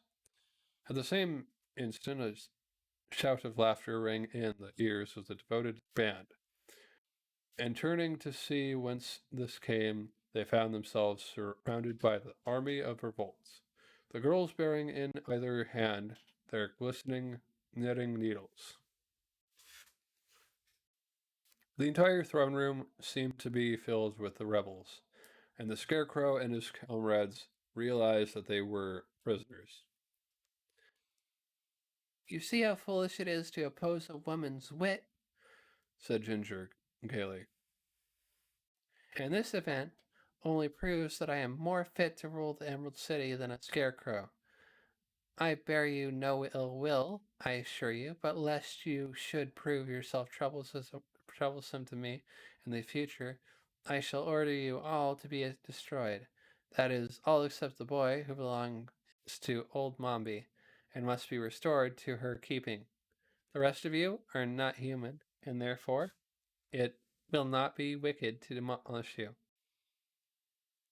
The sawhorse and the pumpkin-headed body I will have chopped up for kindling wood, and the pumpkin shall be made into tarts. The scarecrow will be nicely to start a bonfire, and the Tin Man can be cut into small pieces and fed to the goats. As for this immense woggle bug, highly magnified, if you please, interrupted the insect, I think I will ask the cook to make green turtle soup of you, continued the queen reflectively. The woggle bug shuddered. Or if that won't do, we might use you for a Hungarian goulash, stewed and highly spiced. She added cruelly. This program of extermination was so terrible that the prisoners looked upon one another in a panic of fear. The Scarecrow alone did not give way to despair. He stood quietly before the Queen, and his brow was wrinkled in deep thought as he strove to find some means to escape. While thus engaged, he felt the straw within his breast move gently. At once his expression changed from sadness to joy, and raising his hand, he quickly unbuttoned the front of his jacket. This action did not pass unnoticed by the crowd of girls clustering about him, but none of them suspected what he was doing until a tiny gray mouse leaped from his bosom to the floor and scampered away between the feet of the army of revolt. Another mouse quickly followed them, another and another in rapid succession, and suddenly such a scream of terror went up from the army that it might easily have filled the stoutest heart with consternation. The fight that ensued turned to a stampede, and the stampede to a panic. For while the startled mice rushed wildly about the room the Scarecrow had only time to note a whirl of skirts and a twinkling of feet as the girls disappeared from the palace, pushing and crowding one another in their mad efforts to escape. The queen, at the first alarm, stood up on the cushions of the throne and began to dance frantically upon her tiptoes. Then a mouse ran up the cushions, and with a terrified leap, poor Ginger shot clear over the head of the scarecrow and escaped through an archway, never pausing in her wild career until she had reached the city gates. So, in less time than I can explain, the throne room was deserted by all save the scarecrow and his friends, and the Wogglebug heaved a deep sigh of relief as he exclaimed, "Thank goodness we are saved." "For a time, yes," answered the Tin Woodsman, "but the emergency will soon return, I fear." Let us all let us bar all the entrances to the palace, said the Scarecrow. Then we shall have time to think what is best to be done. So all except Jack Pumpkinhead, who was still tied fast to the saw horse, ran to the various entrances of the royal palace and closed the heavy doors, bolting and locking them securely. Then, knowing that the army of revolt could not batter down the barriers in several days, the adventurers gathered once more in the throne room for a council of war. The Scarecrow takes time to think. "It seems to me," began the Scarecrow when all were again assembled in the throne room, "that the girl Ginger is quite right in claiming to be queen, and if she is right, then I am wrong, and we have no business to be occupying her palace." "But you were the king until she came," said the Wogglebug, strutting up and down with his hands in his pockets. "So it appears to me that she is the interloper instead of you. Especially as we have just conquered her and put her to flight, added the Pumpkinhead as he raised his hands to turn his face towards the Scarecrow. "Have we really conquered her?" asked the Scarecrow quietly. "Look out of the window and tell me what you see." Tip ran to the window and looked out. "The palace is surrounded by a double row of girl soldiers," he announced. "I thought so," returned the Scarecrow. "We are as truly their prisoners as we were before the mice frightened them from the palace." "My friend is right," said Nick Chopper, who had been polishing his breast with a bit of camas leather. "Ginger is still the queen, and we are her prisoners." "But I hope she cannot get at us," exclaimed the Pumpkinhead with a shiver of fear. "She threatened to make tarts of me, you know." "Don't worry," said the Tin Woodsman. "It cannot matter greatly if you stay shut up here. You will spoil in no time. Anyway, a good tart is far more admirable than a decayed intellect." "Very true," agreed the Scarecrow. "Oh dear," moaned Jack. "What an unhappy lot is mine. Why, dear father, did you not make me out of tin or even out of straw so that I would keep indefinitely?" "Shucks," returned Tip indignantly. "You ought to be glad that I made you at all." Then he added reflectively, "Everything has to come to an end sometime. But I beg to remind you," broke in the Wogglebug, who had a distressed look in his bulging round eyes, that this terrible Queen Ginger suggested making a goulash of me. Me, the only highly magnified and thoroughly educated wogglebug in the whole wide world. I think it was a brilliant idea, remarked the Scarecrow approvingly. Don't you imagine he would make a better soup? Asked the Tin Woodsman, turning towards his friend. Well, perhaps, acknowledged the Scarecrow. The Wogglebug groaned. I can see in my mind's eye, said he mournfully, the goats eating small pieces of my dear comrade, the Tin Woodsman, while my soup is being cooked on a bonfire built of the sawhorse, and Jack Pumpkinhead's body and Queen Ginger watches me boil while she feeds the flames with my friend the Scarecrow. This morbid picture cast a gloom over the entire party, making them restless and anxious. It can't happen for some time, said the Tin Woodsman, trying to speak cheerfully. For we shall be able to keep Ginger out of the palace until she manages to break down the doors.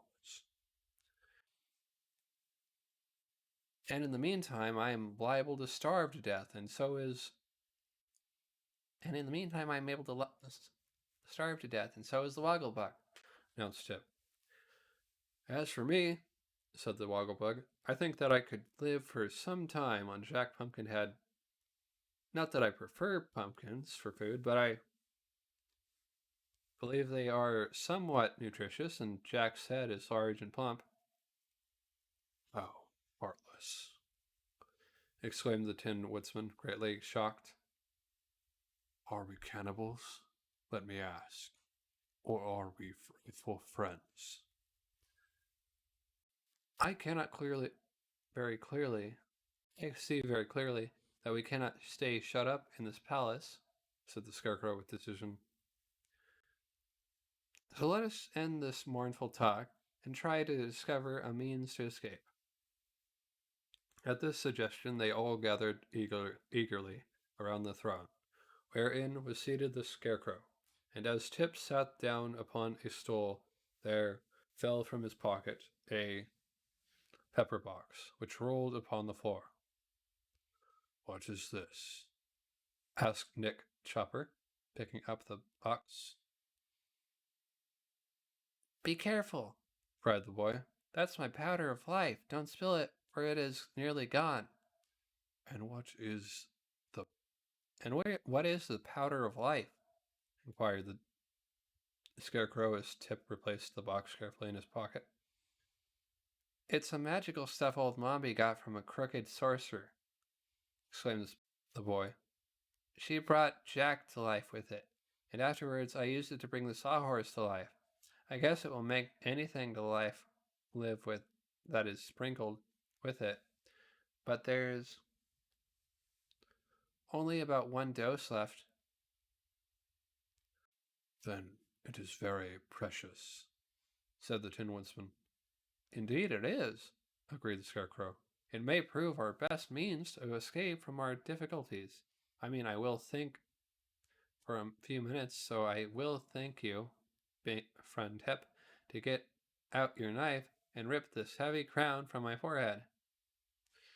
Tip soon cut the stitches that had fastened the crown to the Scarecrow's head, and the former monarch of the Emerald City removed it with a sigh of relief and hung it on a peg beside the throne. That is my last memento of royalty, said he, and I'm glad to get rid of it. The former king of this city, who is named Pastoria, lost the crown to the wonderful wizard, who passed it on to me. Now the girl Ginger claims it, and I sincerely hope it will not give her a headache. A kindly thought, which I greatly admire, said the Tin Woodsman, nodding approvingly. And now I will indulge in a quiet think. Continued the Scarecrow, lying back in the throne. The others remained as silent and still as possible, so as not to disturb him. for all had great confidence in the extraordinary brains of the Scarecrow. And after what seemed a very long time indeed to the anxious watchers, the thinker sat up, looked upon his friends with his most whimsical expression, and said, "My brains work beautifully today. I'm quite proud of them. Now listen. If we attempt to escape through the doors of the palace, we shall surely be captured. And as we can't escape through the ground, there is only one other thing to be done. We must escape through the air." He paused to note the effect of these words, but all his hearers seemed puzzled and unconvinced. And that's go ahead and call it for today.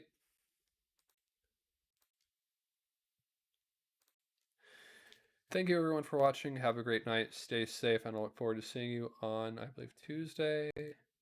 Yes, first Disney Dreamlight Valley. And then we'll continue with the story on Thursday. Continue with it on Thursday. For right now, let's go ahead and find someone to raid off to.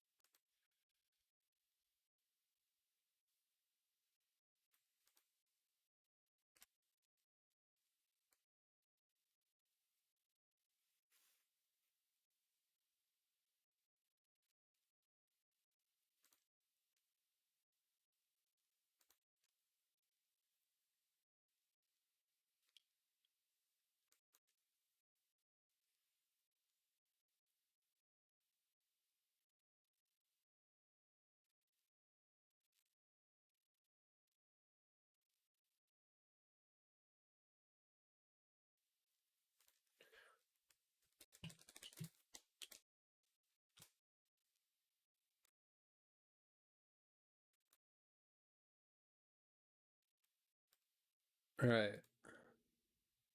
See if I can raid off to this person. Yeah. All right. So we're gonna go and raid off to Zen.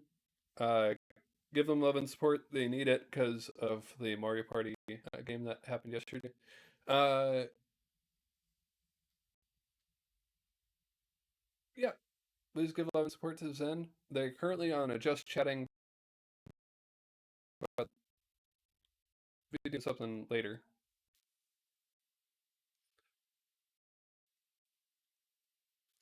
Like game wise.